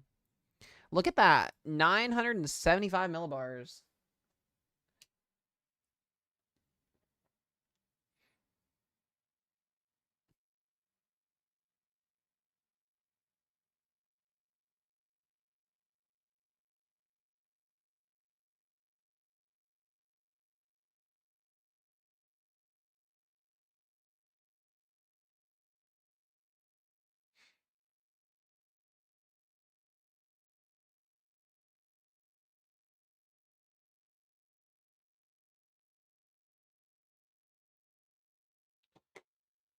Lizard. We'll do the lizard stuff later, guys. I don't try to do that stuff unless we're doing a chill stream. I love you guys, but we'll do it then. How do I get it? Because I don't have an original content. All of my stuff I make myself. I used to have that issue when I had... They don't like bougie graphics or anything. It's something I battled for a while.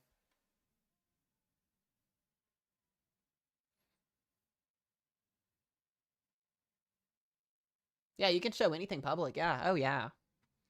You can show all the stuff. It's not unoriginal. You're using public information. Well, we've got another amazing run from the 18Z GFS, taking a Cat 3 plus hurricane late next week into the East Coast, as it typically does.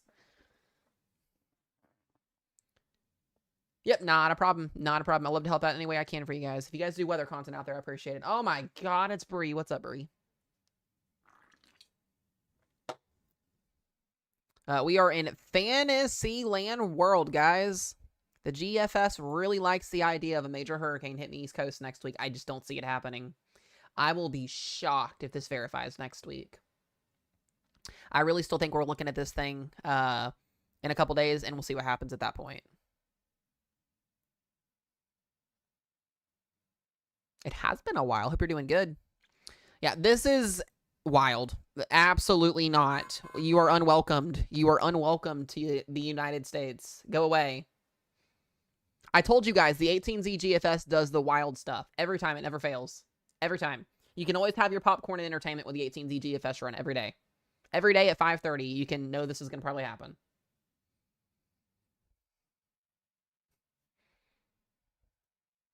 I don't know what the idea of a major hurricane hitting the East Coast is on this model run, but Jesus. It's been doing it for 3 days now. So the main model runs that are very important that I look at, it's the OOZ GFS, it's the midnight run, and then you have the lunchtime run. Those are your model runs that change and put out the most information in terms of new information coming out. The O6Z, the mid-morning run, and then the mid-afternoon run are typically the same run as your morning and afternoon runs, except it's just an updated version of it. So the 18Z is known for producing some just fantasy runs because it doesn't have a lot of new raw data to plug into the system. To plug into the system.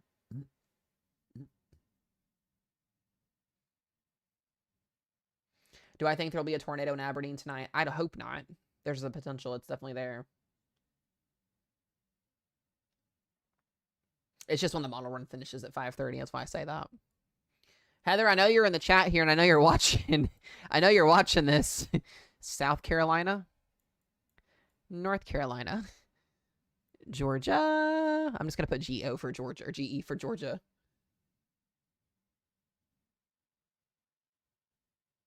Sounds good, Bree. I appreciate you for hopping in. Good to see you. If you need anything ever, let me know. I appreciate you. The kids are doing amazing. Ugh.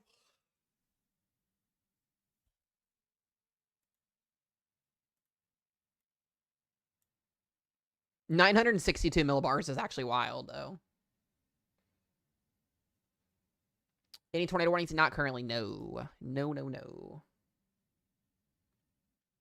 Ohio Valley should be fine. Not expecting anything.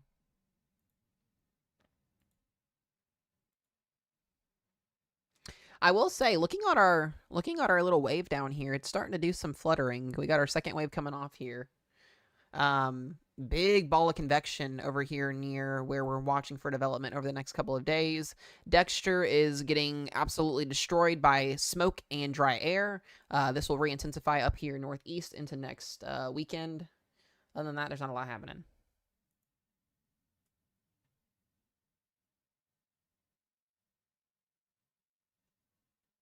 It's a little hard to navigate, Marty, if you're new to it. I don't know if you are or not. It bugs out sometimes. Are you turning? Where are you going? I just want to know the final destination. That's all I want to know. Where are you going? Yeah, Indiana's fine. You guys are gonna be fine.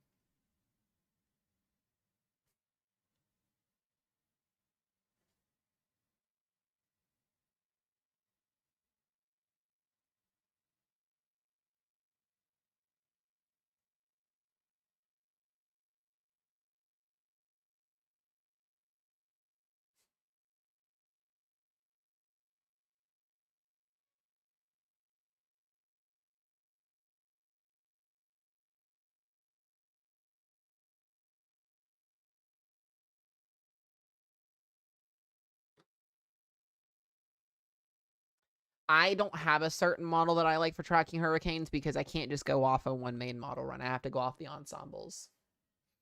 I want you guys to understand, this is for shits and giggles right here. This is more than likely not going to happen. Hopefully not. I'm just showing it to show you guys the funny business of what people post on social media that's inaccurate. If this were to verify next week, we would be in a lot of trouble. A lot of trouble. Well, you're good at this. I've been doing weather coverage for over 8 years. I've covered a million hurricane seasons. I've covered a million severe weather outbreaks, tornado outbreaks. I've covered anything you can possibly think of over the last 8 years that's happened. So I've got a very good knowledge when it comes to this stuff.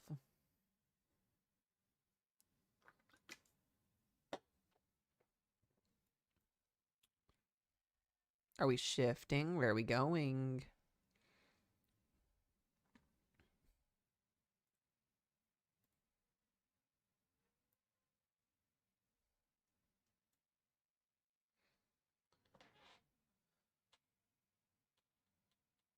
There's people, guys, there's people in this world, we saw one earlier, there's people in this world that want destruction, that want to see this stuff happen, and why that is, I don't know.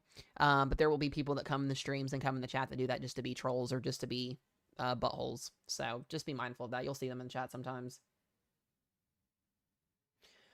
Courtney, I'm going to talk to you. I got a couple friends I need to get to as well for next week. I'm going to say this, okay? This scenario is not impossible, okay? We've got to watch this tropical wave. It's sitting off the coast of Africa right now. We're going to watch it all week. We're going to watch it into the weekend. If we do, in fact, see this tropical wave start to move west and stay northwest and not take a curl out to sea, then this scenario becomes possible next week. But there are about a million different areas where this could go to. It's not an indefinite answer. That we're talking, this is over almost 10 days out. We're looking at a model run that's putting a hurricane on the East Coast 10 days out. Probably not going to verify to this exact standard. Hopefully won't verify, but it is possible. It's something we are watching. I think this is a less likely scenario right now until ensembles can get an idea on what's going to happen. But right now, it's not time to hit the panic button. It's not time to freak out. Just be prepared. Just know that it's hurricane season. You guys should be prepared. So yeah, it does change. It changes a lot. That's my job, is to sit here and look at it and keep you guys updated. So you guys know if something changes or something's coming our way, I'm going to let you guys know in a heartbeat the second it happens. You guys should know that. I would not be too worried about it right now, though.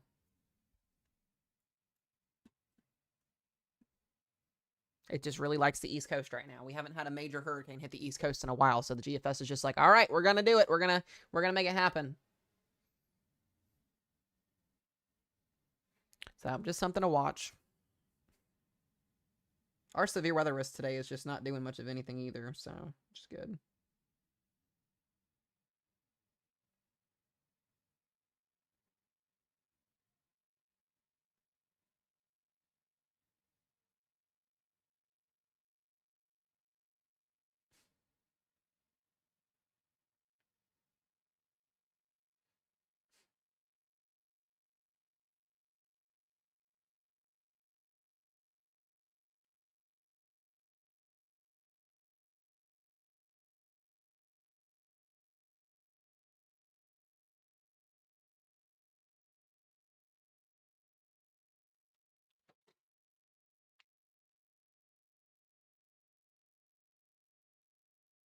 Correct, Oliver, correct. Nothing, it's either nothing, B goes to C. It's more than likely going to be something, just because NHC's already given it a 50% chance, so more than likely there will be something. But it's either it's going to go towards us or it's going to go out to sea. It's kind of what we're seeing right now with it. But you're correct on that, yes.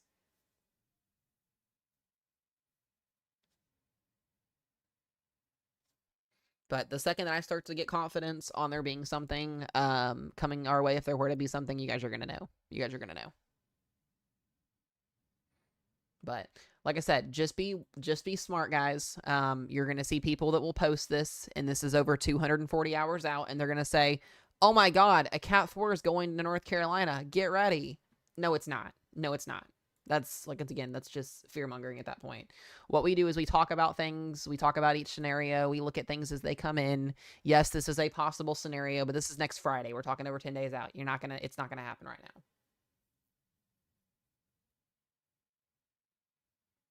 No, Adam, no. All right, I'm going to go back to radar here. We do now have a 70-mile-per-hour severe thunderstorm warning, guys, for the Culm area and Edgeley area here in South Dakota. Sorry, no, southeastern North Dakota here. This is going to be for 70-mile-per-hour winds. Let me pull this back up. Some pretty strong winds. We might even have a potential area of rotation here on this storm south of Culm.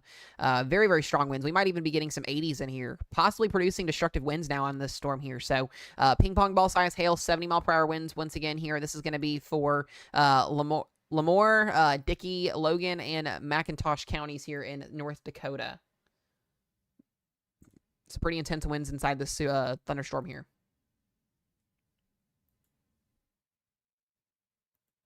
Might be trying to... Well, never mind. A new tornado warning has been issued. I am about sick of speaking things into existence. I think that's absolutely insane. That's literally wild. I promise, guys, the National Weather Service does not watch the streams. That's whack. Anyways, as we were just talking about, we have rotation here on this storm. This is our first tornado warning of the day. This is going to be for the area of Wirch here in North Dakota. We got Dickey County and McIntosh County.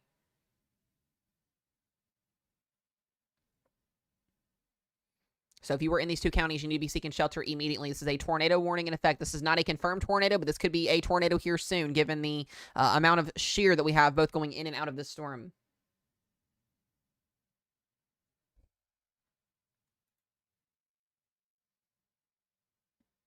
Might even see this conventionally.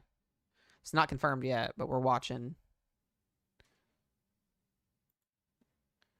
All right, I'm going to leave this up for just a second, guys. I got to run to the bathroom. I'll be right back.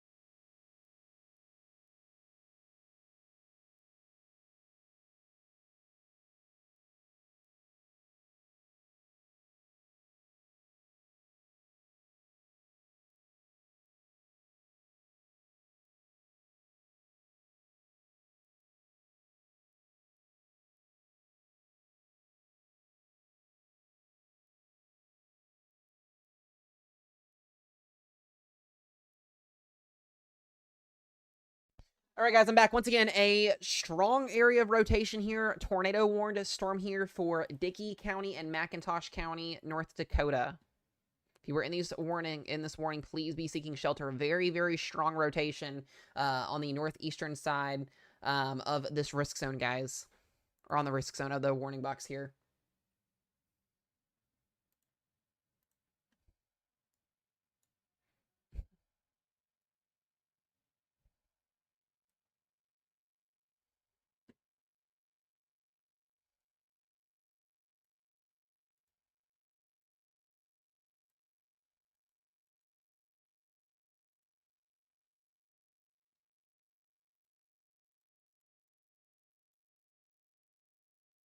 This is going to be heading northeast towards technically 281, towards Monango. Yeah, I don't like the way this is looking. This is going to also be rain-wrapped and almost mesocyclonic as well here. You can see that notch in there.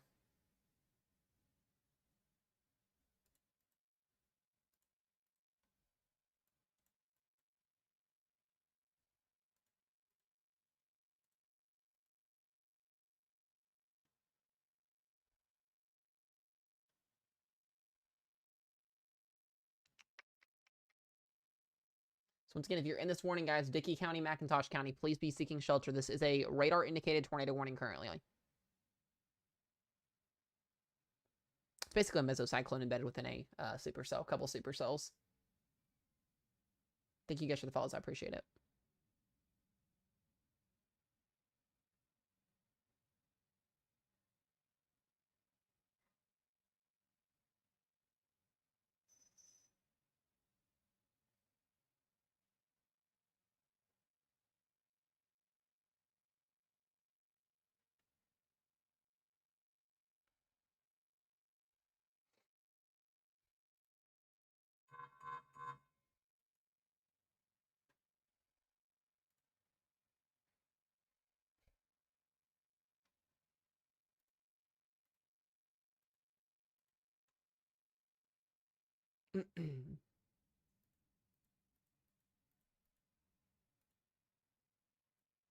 See if I can get a view in on this.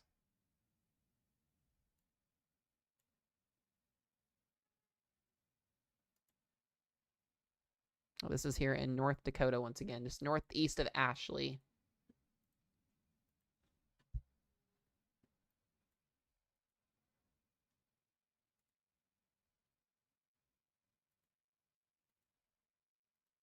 It's in the middle of rural area too, mostly, so that's good.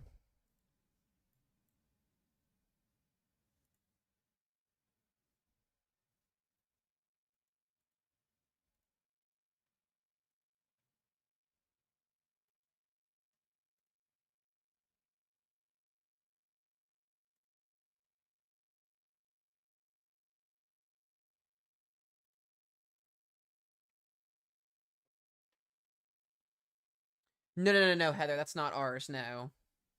I'm talking like the city's name is Ashley.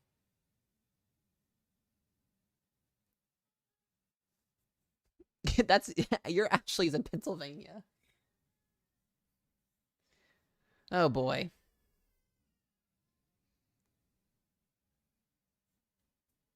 Thank you guys for the follows. I appreciate it.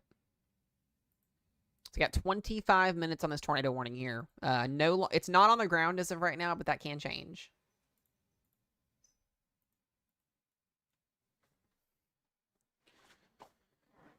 Oh, my feet are cold. My feet are freezing.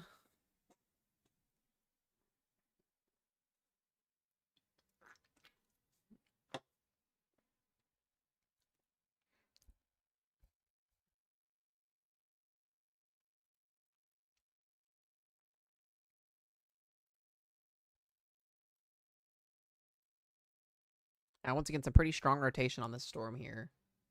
Looking at about 78, 80 over 40. I mean, we could be getting some really strong winds inside this warning here.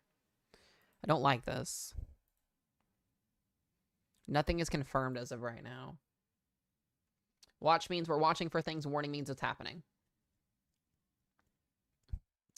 This could be a strong tornado here in the next few minutes if this continues to go the direction it's going. I do not like this at all. It's not good.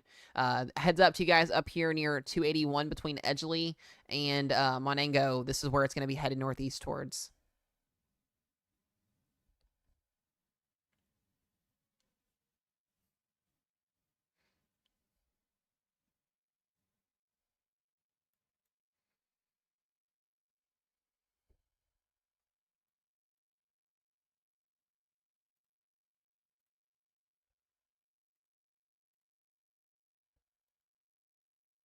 Whoa. Watch that. You can see the spin on it too. Is this dangerous? Absolutely, 100%.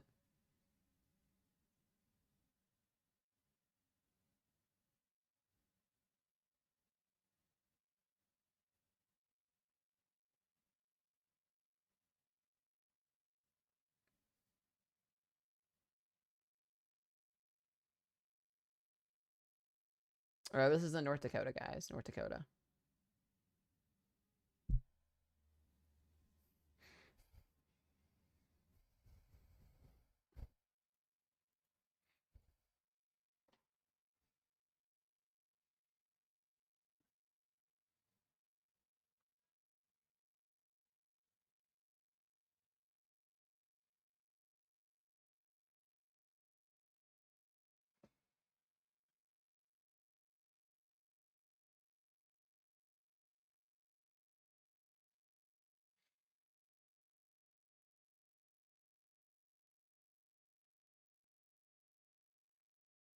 Okay. No, Minneapolis is fine tonight. I'm not expecting anything in Minneapolis.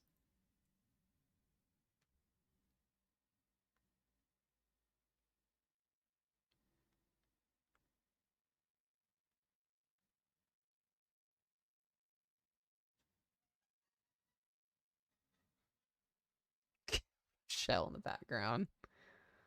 Rochelle's trying to choke me out in here. Jesus.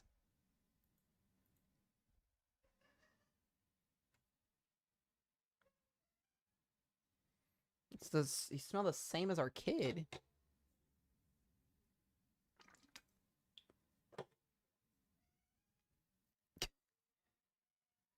Jesus. I don't know what you ate for lunch, babe, but Jesus Christ. It smells identical to Richard. Trying to choke me out in here. I got the AC and all the fans blowing on in here, and I'm about to die.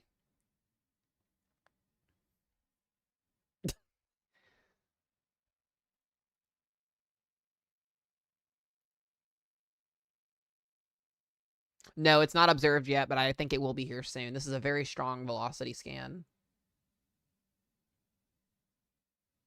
It's a very nice looking storm, I'll tell you that, guys. It is rain wrapped too, so you are not going to see this thing. So you got the green is your inflow. That's winds funneling into the storm. You got your outflow there in the yellow and red. Very strong couplet here. So we could see a tornado observed here pretty soon.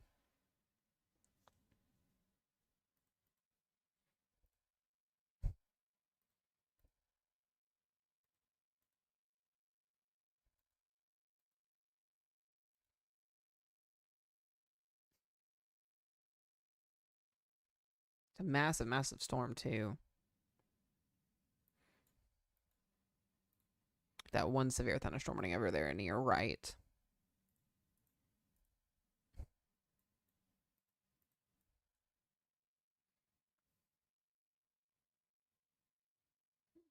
No, it's not just rain. We've got a tornado potentially almost in progress, guys.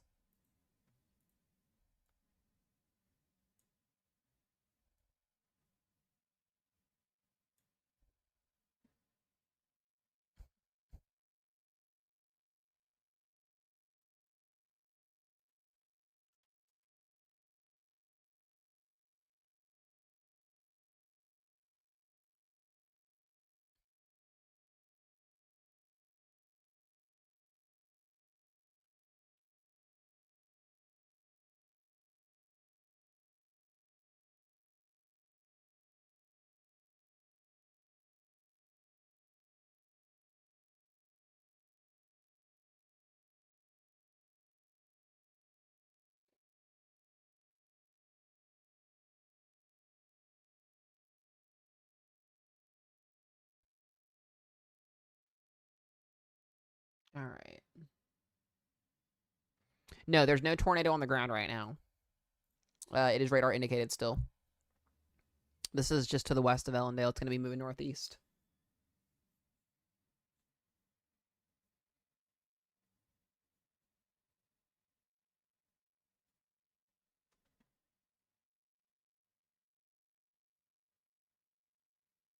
Yeah, there are people that live in this area, guys. There are people that live in that rural area. So don't say there's 0 people in this area because there are. There are people here.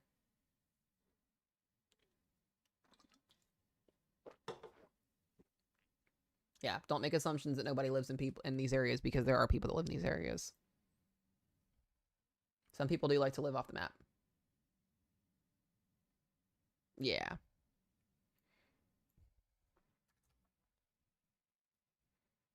Yeah, just because there are people that like to live off the grid. I do promise that. What's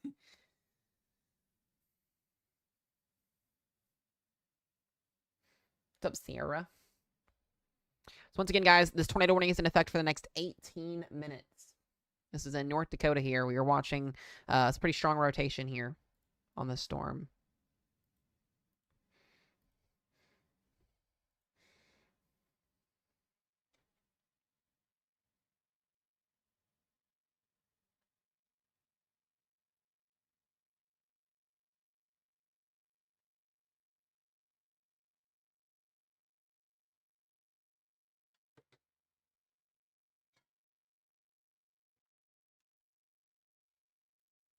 It's a massive, massive complex here.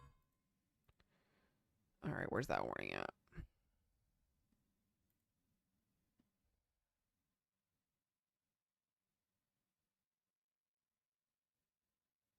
Yeah, this is going to be heading towards Monongo or Monongo.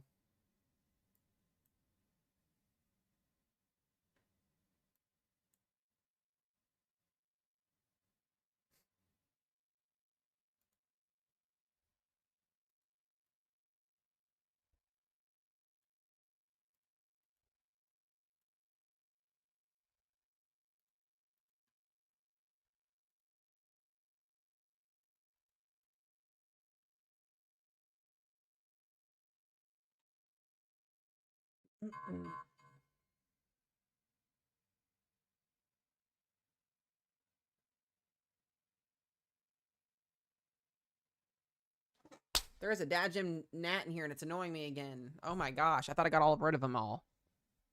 Bro, I'm gonna have to order one of those fly zapper things in here again for the room.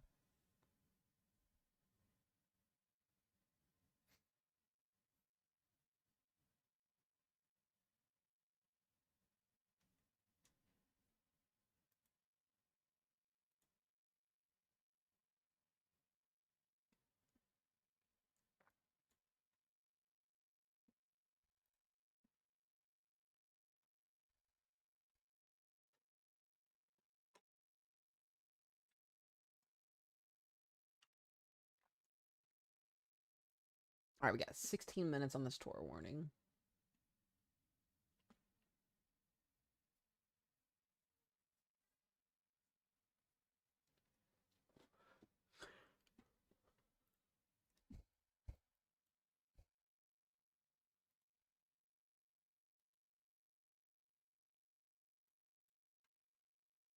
So make sure you guys, if you're in these tornado warnings, that you're in your safe place at the bathroom, at the closet, anything, in the most interior room of your house.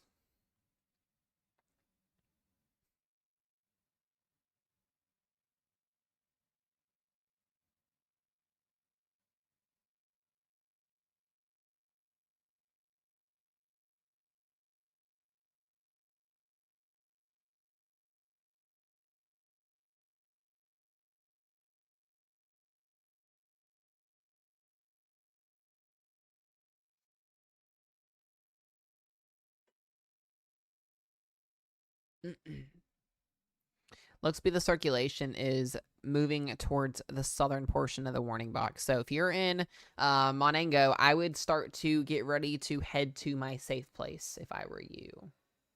That's over here in North Dakota. You're gonna you want to get there early, that way you're good to go.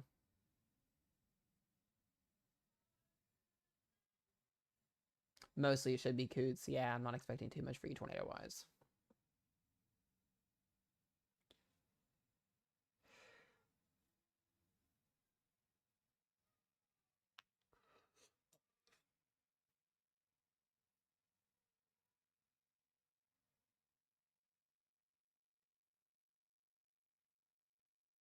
Yeah, they do got about 17 minutes.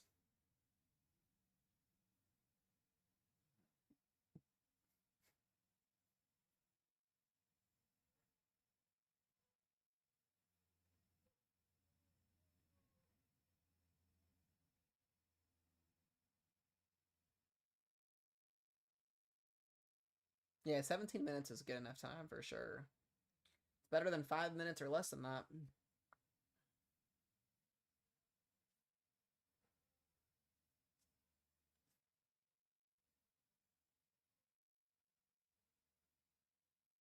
Yeah, no problem, coots.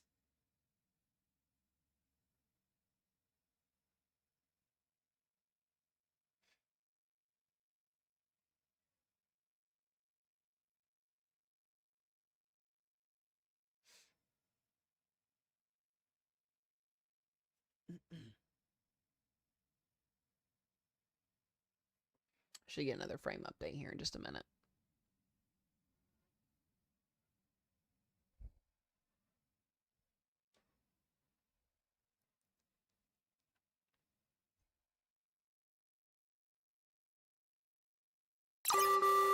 There it is. A new tornado warning has been issued. That's the extension.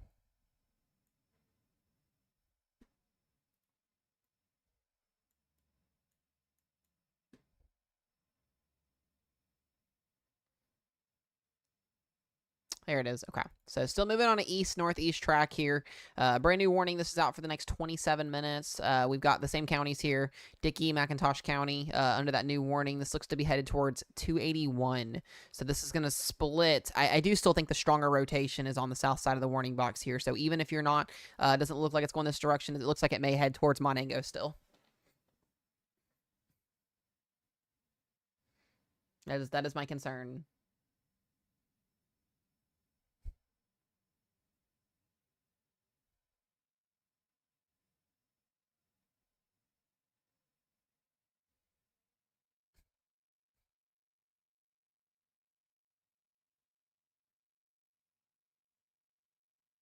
Yeah, Ember is a lot of fun. If you can track it on your own, it's a good thing too. Yeah, lot stronger velocity on that scan there. Starting to see that come back here. I would almost think that there's a second area of spin behind this here potentially as well. Looks like we're starting to get a little bit of a QLCS, maybe starting to develop here, at least a line segment. That's something I'm watching very closely here.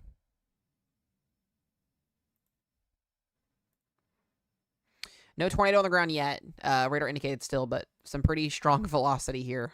Inflow, outflow are pushing over 100 miles per hour almost.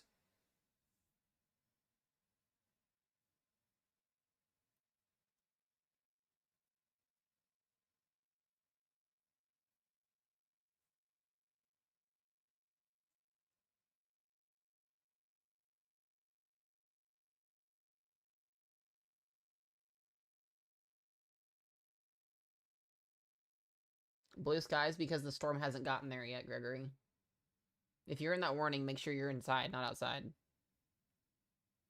I don't understand how you're seeing blue skies when you're literally covered in rain. There should be no blue skies in this area.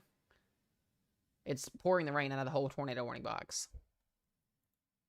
Yeah, you must not be in a tornado warning if that's the case. You might be in a tornado watch, but not a warning. This is the only warning that's out.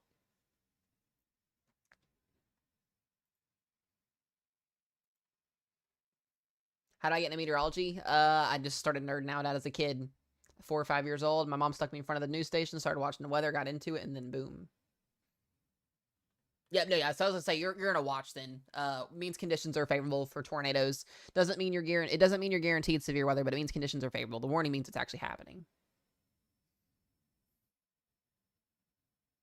Florida's mostly got general thunderstorms today, not really expecting anything severe. This is in North Dakota, guys. So, not Alabama.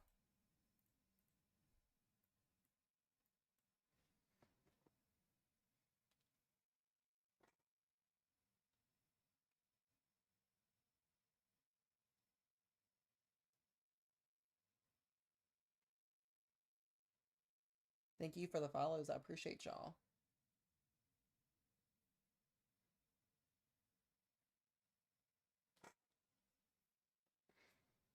So we have 24 minutes on this northern tornado warning.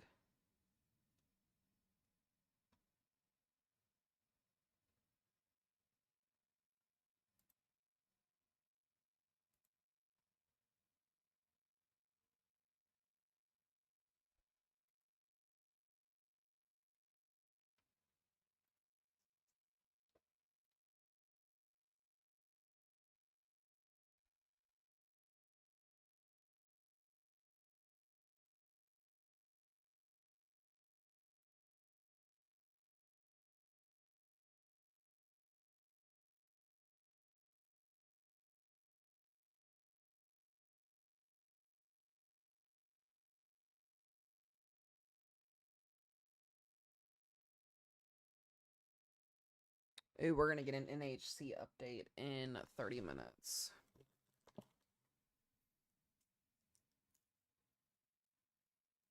Yeah, this storm is still heading south. They're going to have to extend that tornado warning box further to the south.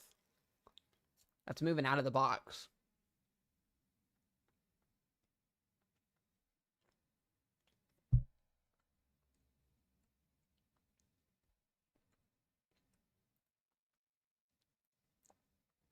Definitely moving far south out of it. So once again, if you're in Monango, you're not in that warning, but she's shifting southeast.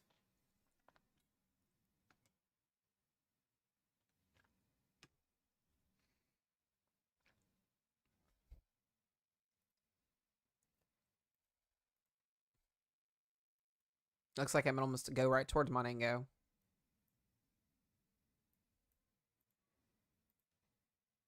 Starting to see some storms down near Hot Springs, South Dakota. We'll keep an eye on those.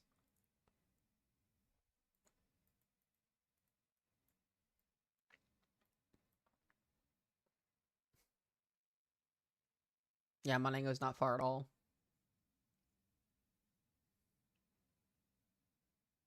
NHC bug, SPC bug. We've got Pivotal Weather is a great Model 1. model website. Those three I would say, and then my radar for a good, or radar mega for a good weather app in terms of tracking storms. Not a problem.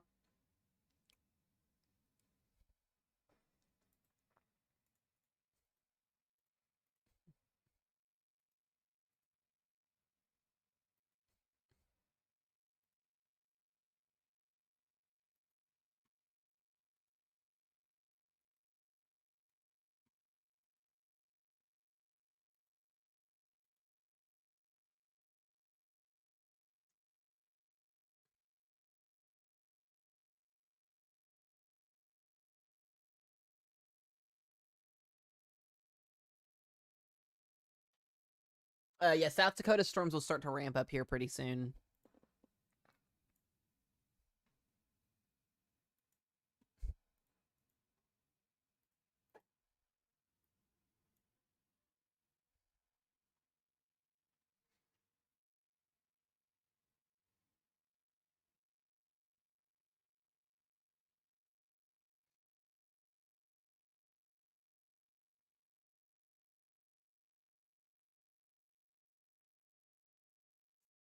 These radar scans are so sloppy. We need more radar sites. They're gonna have to issue a new severe thunderstorm warning on this storm too.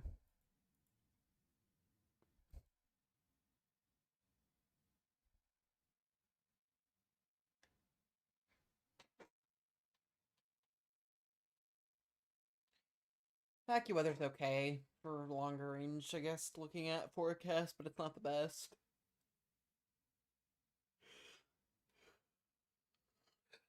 My radar is good. Weatherwise is good. Here's our new warning. Us to the south. All right, we got a brand new severe thunderstorm warning for 60-mile-per-hour winds and 1-inch hail, Long Lake. Storm's also got some weak rotation on it.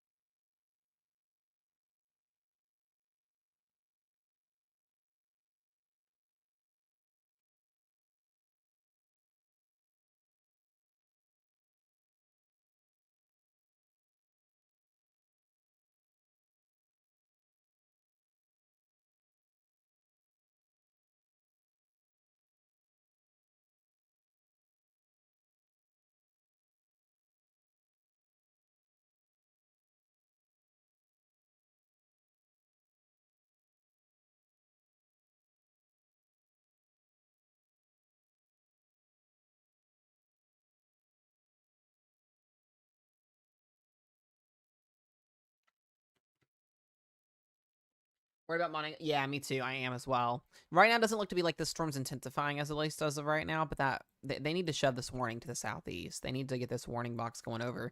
We've also now got a flash flood warning on top of this for all the rainfall that's falling, which was expected as well.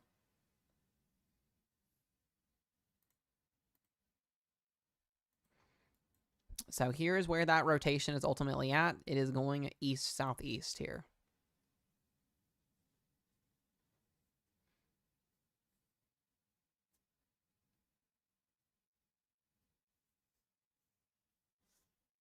Oh, man.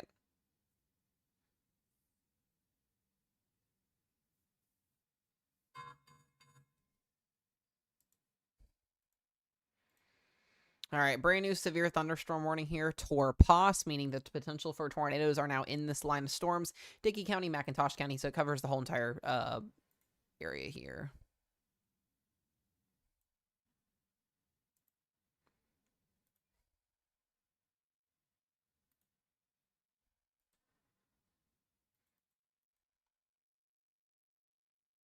I can see a new tornado warning coming out up here near Edgeley. You should be good tonight, Jade. Not expecting anything in Iowa today. May see some general thunderstorms tonight, but it shouldn't be anything crazy.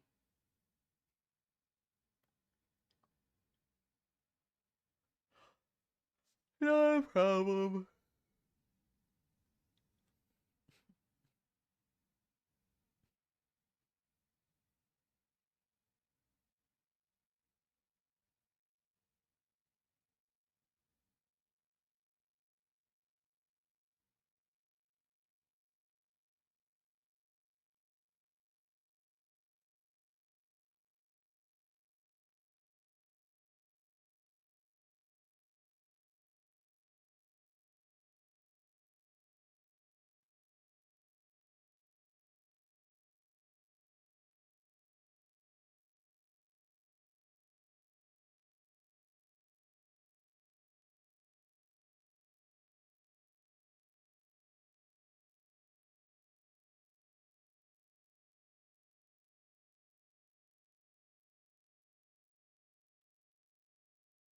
Okay. Thank you guys for the follows. I appreciate it. What is up? What is up? If y'all are coming in, I appreciate y'all. We have got a tornado warning currently in effect here in southern portions of North Dakota for the next 16 minutes. It's Dickey County and McIntosh County in North Dakota. We're also watching for another area of rotation up here near north of Monango. So wouldn't be shocked to see that get embedded with a tornado warning next. But right now, we're just watching a complex of storms moving their way towards Minnesota, eastern South Dakota, or eastern North Dakota here, and eventually Minnesota. This should weaken as it approaches Minnesota because there's not a lot of shear or instability out there. Yeah, the rainfall rates you got to be mindful of. We'll take a look at that real quick, actually. I know we've got that warning out right now. Let me...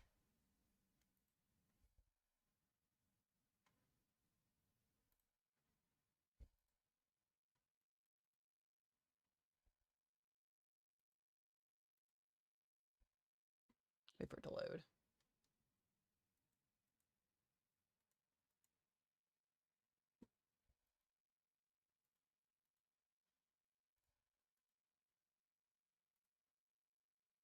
This is really impressive. This is how much rain has fallen in 1 hour. We're talking 2 to almost 4 inches of rain in 1 hour. Those are really high rainfall rates. That's where flooding really is a big time problem here. So if you guys are down here in southern portions of North Dakota here, you need to be very, very weather aware here that this is going to cause some significant flooding. So please, please, please be smart. Turn around, don't drive, or don't drown. Don't drive through flooded roadways, even if you don't think they're that deep, because they could actually be underneath. So those are some pretty high rainfall rates there that we're getting, which is why that flash flood warning is also out.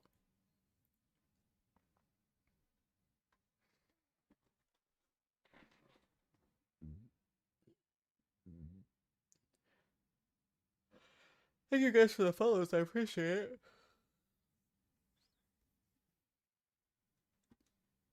Once again, these are in North Dakota. Sioux Falls, South Dakota. You guys are going to be seeing storms later on tonight. Yeah, it'll be later on tonight.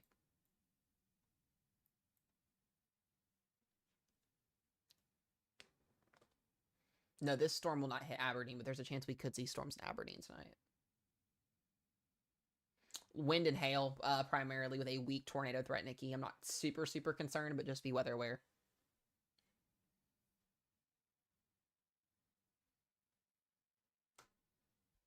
Yeah, just be weather aware.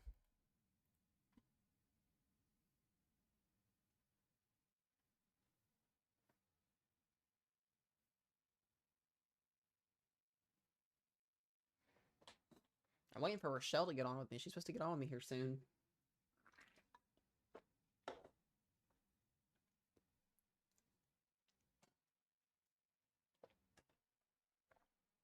You think it'll weaken before it hits the Minnesota border? Yeah, it should start to weaken as it approaches you guys. Can't rule out anything, but it's going to be weaker, should be.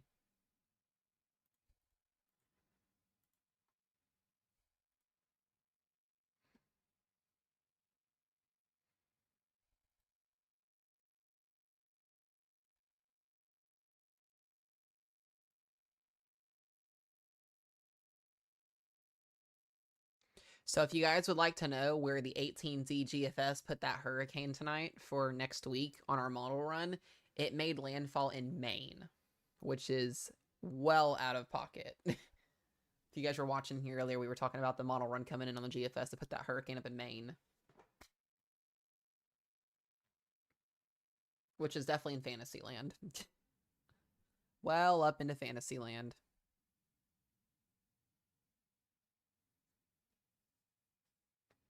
It's possible, Marty. You never know.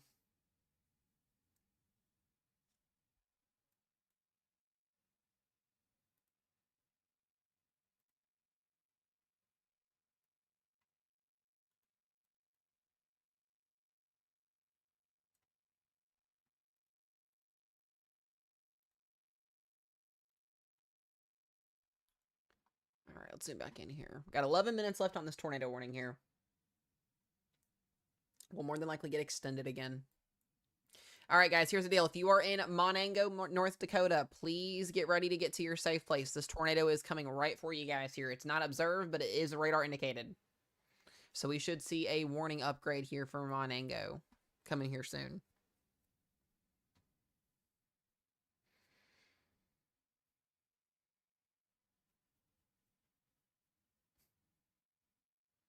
Central Minnesota should mostly be fine. Tiana, you should be okay. I'm not expecting too much for you guys tonight. Now, Thursday and Friday might be a little bit different. We'll talk more about that later.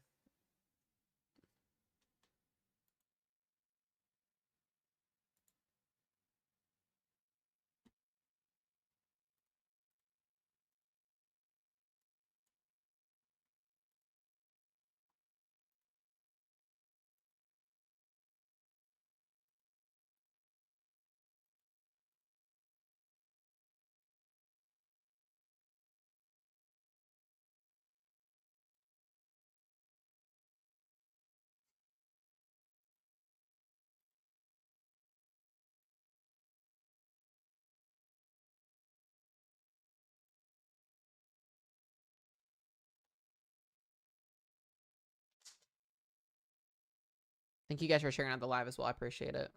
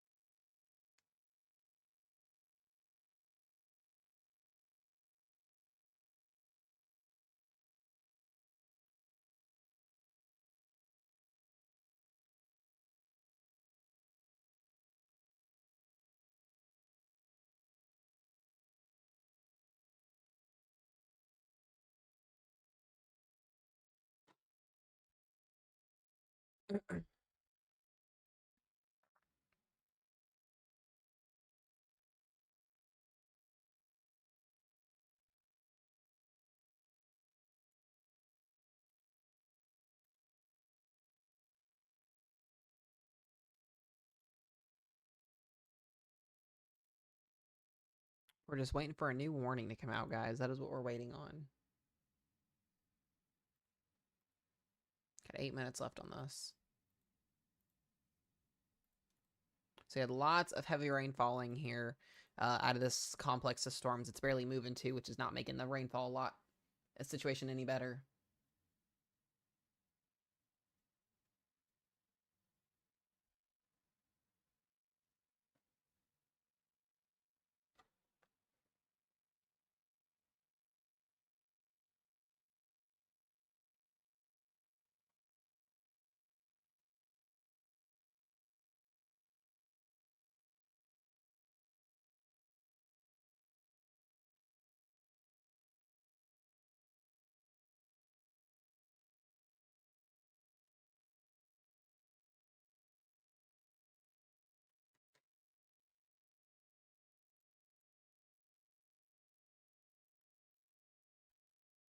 They need to get a new warning on this.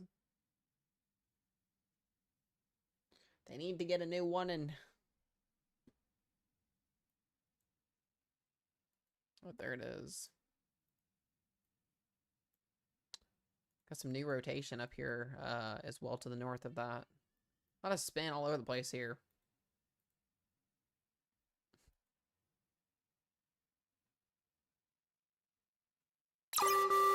There it is. A new tornado warning has been issued. Look at that. All right, guys, that's going to be just between Monango and Ellendale, North Dakota. Brand new tornado warning here.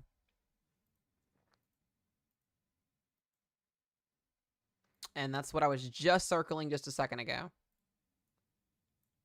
It's going to split both areas here between 281 and 11.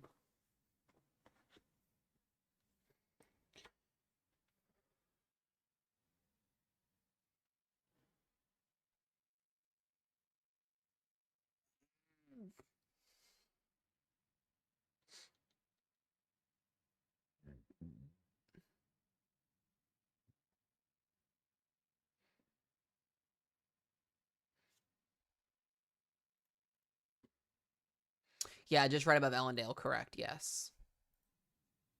Still not seeing a confirmation on this yet, which is good, but it is still moving.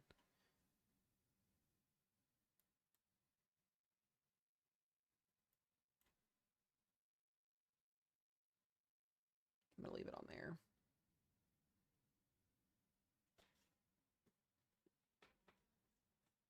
All right, guys, I'm gonna go check on the kiddos. I'll be right back.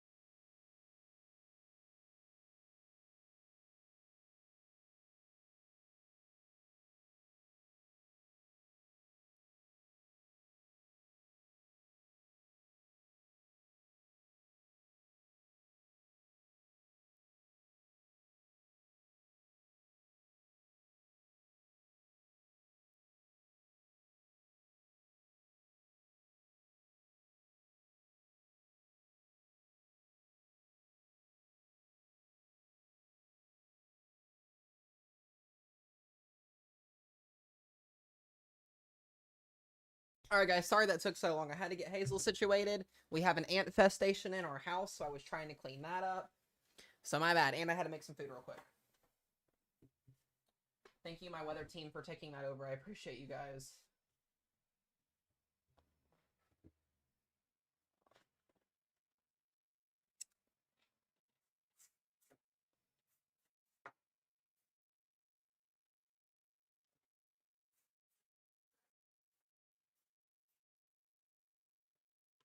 Okie dokie.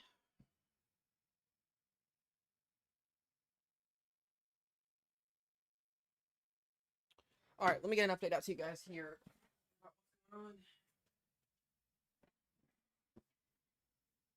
Sorry again, guys. I was away a little long. I did not expect to be gone that long. All right, so it looks to be that our tornado warning dropped. We no longer have a tornado warning, which is good. Yeah, I did see they canceled that. That's what I just did. That's what I just did. I used that stuff as well. The home defense spray. Yeah, that's what I used. I had to spray around outside again, too, just to make sure everything was good. So that's where I was at. It looks to me, we may not even see this tornado threat materialize today, which would be awesome because it's already 7 p.m.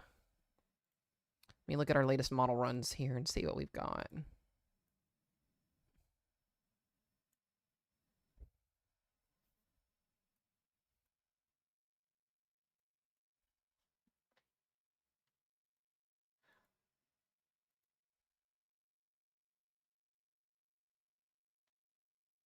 All right.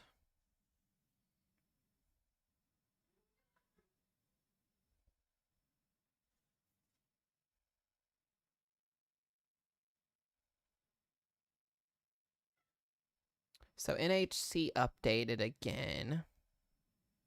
Ooh, they shifted it south again.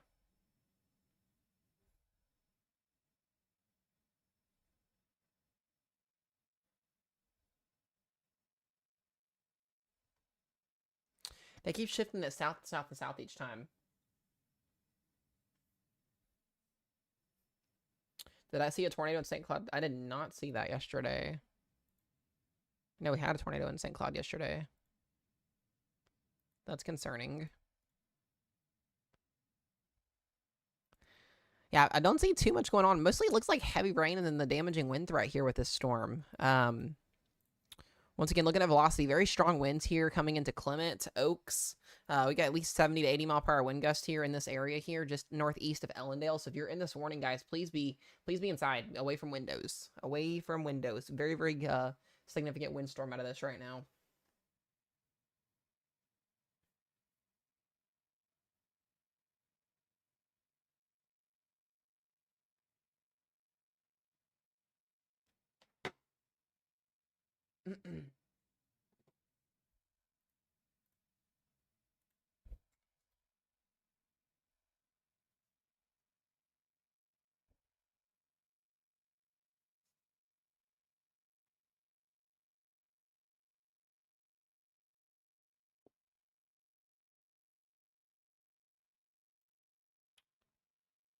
All right.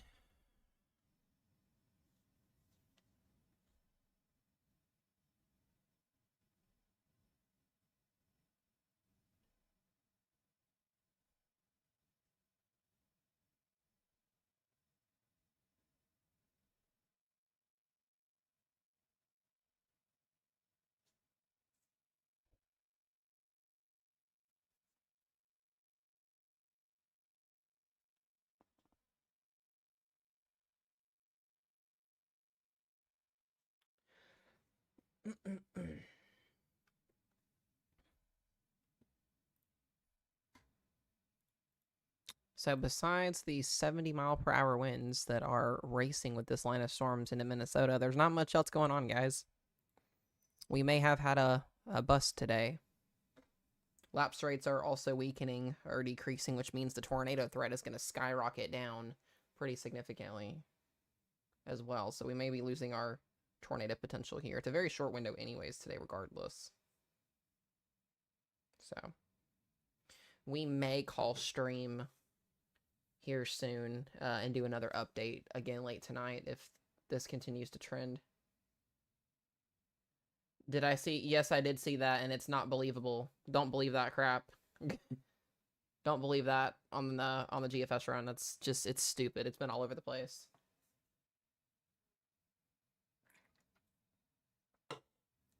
Don't buy those stupid dermatistic model runs this far out.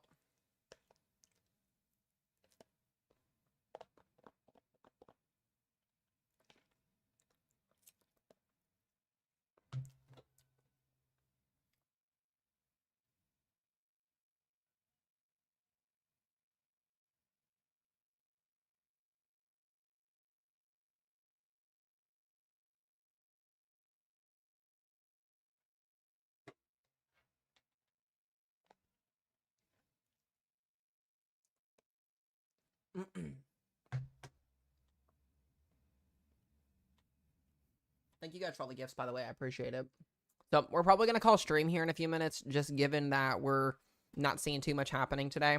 I've got to get some stuff worked on. If for some reason we get any big time tornado events or anything that happen here tonight, we'll be on standby for stream. I'm going to try and do another update tonight for you guys if we need to get on. We'll look at some ensembles, all that stuff. I'm really just trying to get rested up and not stream as much as possible. Because next week, when next week gets here, we're going to be on here a lot with the Tropics going the way that they're going right now. So there's a tour box tag. Yes, there is.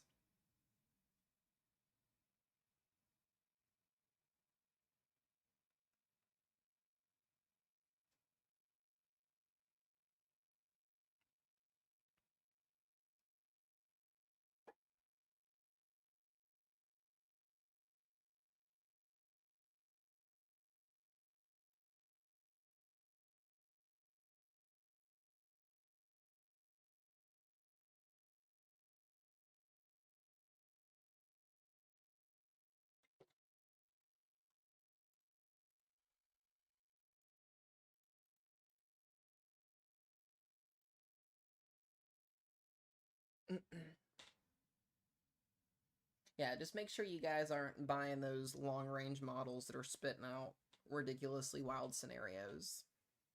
Until we get a storm that actually develops, I'm not buying any of the long range models.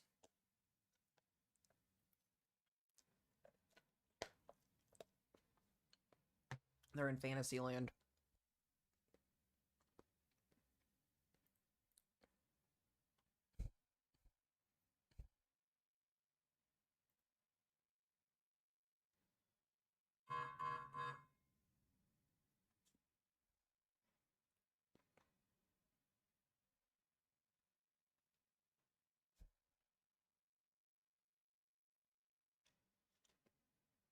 Appreciate you guys for all the likes as well, all the new followers today. You guys are going to see me a lot as we go through the next couple of days getting ready for the season to start getting going here, Tropics wise. So I got some very strong winds though. 70 plus mile-an-hour winds on that severe thunderstorm warning there in eastern North Dakota.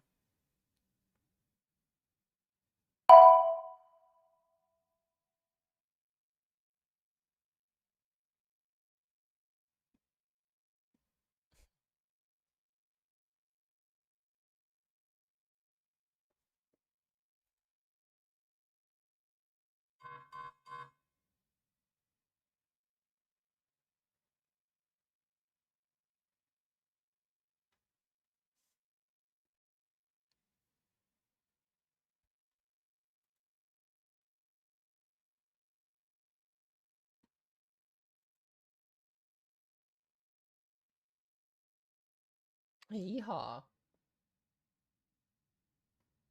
Yeah, sadly, Tropics are getting ready to ramp up. That's typically how it goes.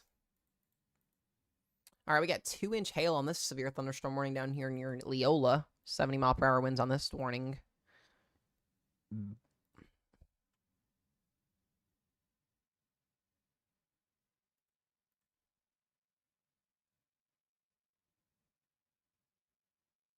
So that's going to be Long Lake and Leola in that warning there for the next hour and 4 minutes.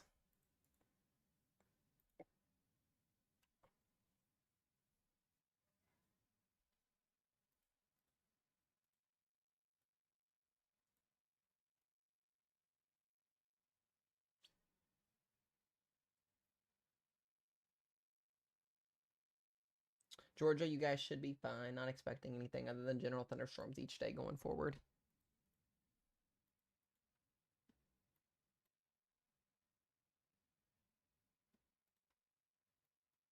Still a pretty intense line segment, though. What's up, Aubrey? We're getting ready to wrap up stream, guys, here in just a few minutes. There's just not a lot going on. Not a lot going on. Other than a couple 70-mile-an-hour severe thunderstorm warnings. You're fine, Danica. We're about to get off. No worries. God, I'm sick of these fruit flies in my room. We're going to do another update late tonight. That's my plan.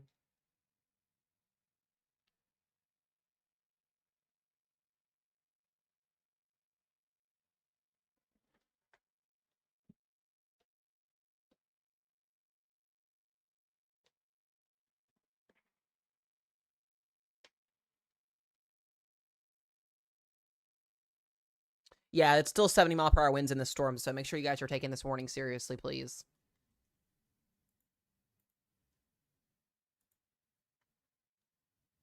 I'm all the way in the northeast of North Dakota. We're getting up. Yeah, typically you're in that lucky sweet spot where it doesn't happen a lot, doesn't happen much at all. At least here recently.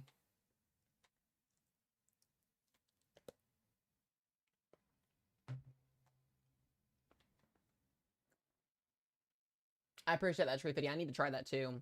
We get it really, really bad here in the fall. It's weird. Like late summer, fall.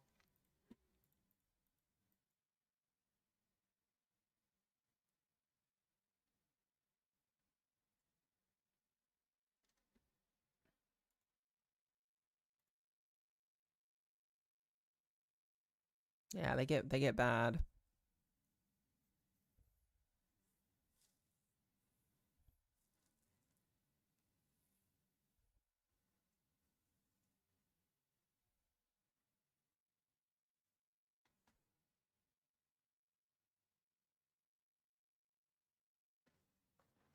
Yeah, I'll have to try that. All right, guys, we're gonna wrap up stream here. If I need to get on and do another update tonight, I will. We're just gonna be hanging back, waiting for Tropics to get going here. I'll keep you guys updated in video format as well as in live stream format. Looks like we may have a potential busted risk zone today, as expected. Wasn't a slam dunk today, as always. So, if you are in the risk zone tonight, just be weather aware that we could still see some severe storms out there. We'll get another update in an hour. I'll make a video if anything changes. But if anything changes in our global models tonight as well, I might have a late evening update for you guys, Tropic wise. But other than that, guys, I appreciate the follows, the gifts, the weather team. Thank you guys as always for being in here. I appreciate you guys for your help, and we'll see everybody back in here again either tonight or tomorrow. We'll be grinding out Tropics. Hopefully, we'll have some answers tomorrow. It'd be nice to have some answers. Other than that, guys, over on YouTube as well, thank you subs, thank you members, and thank you everybody that showed love over there, and we'll see you guys back in here again in a little bit.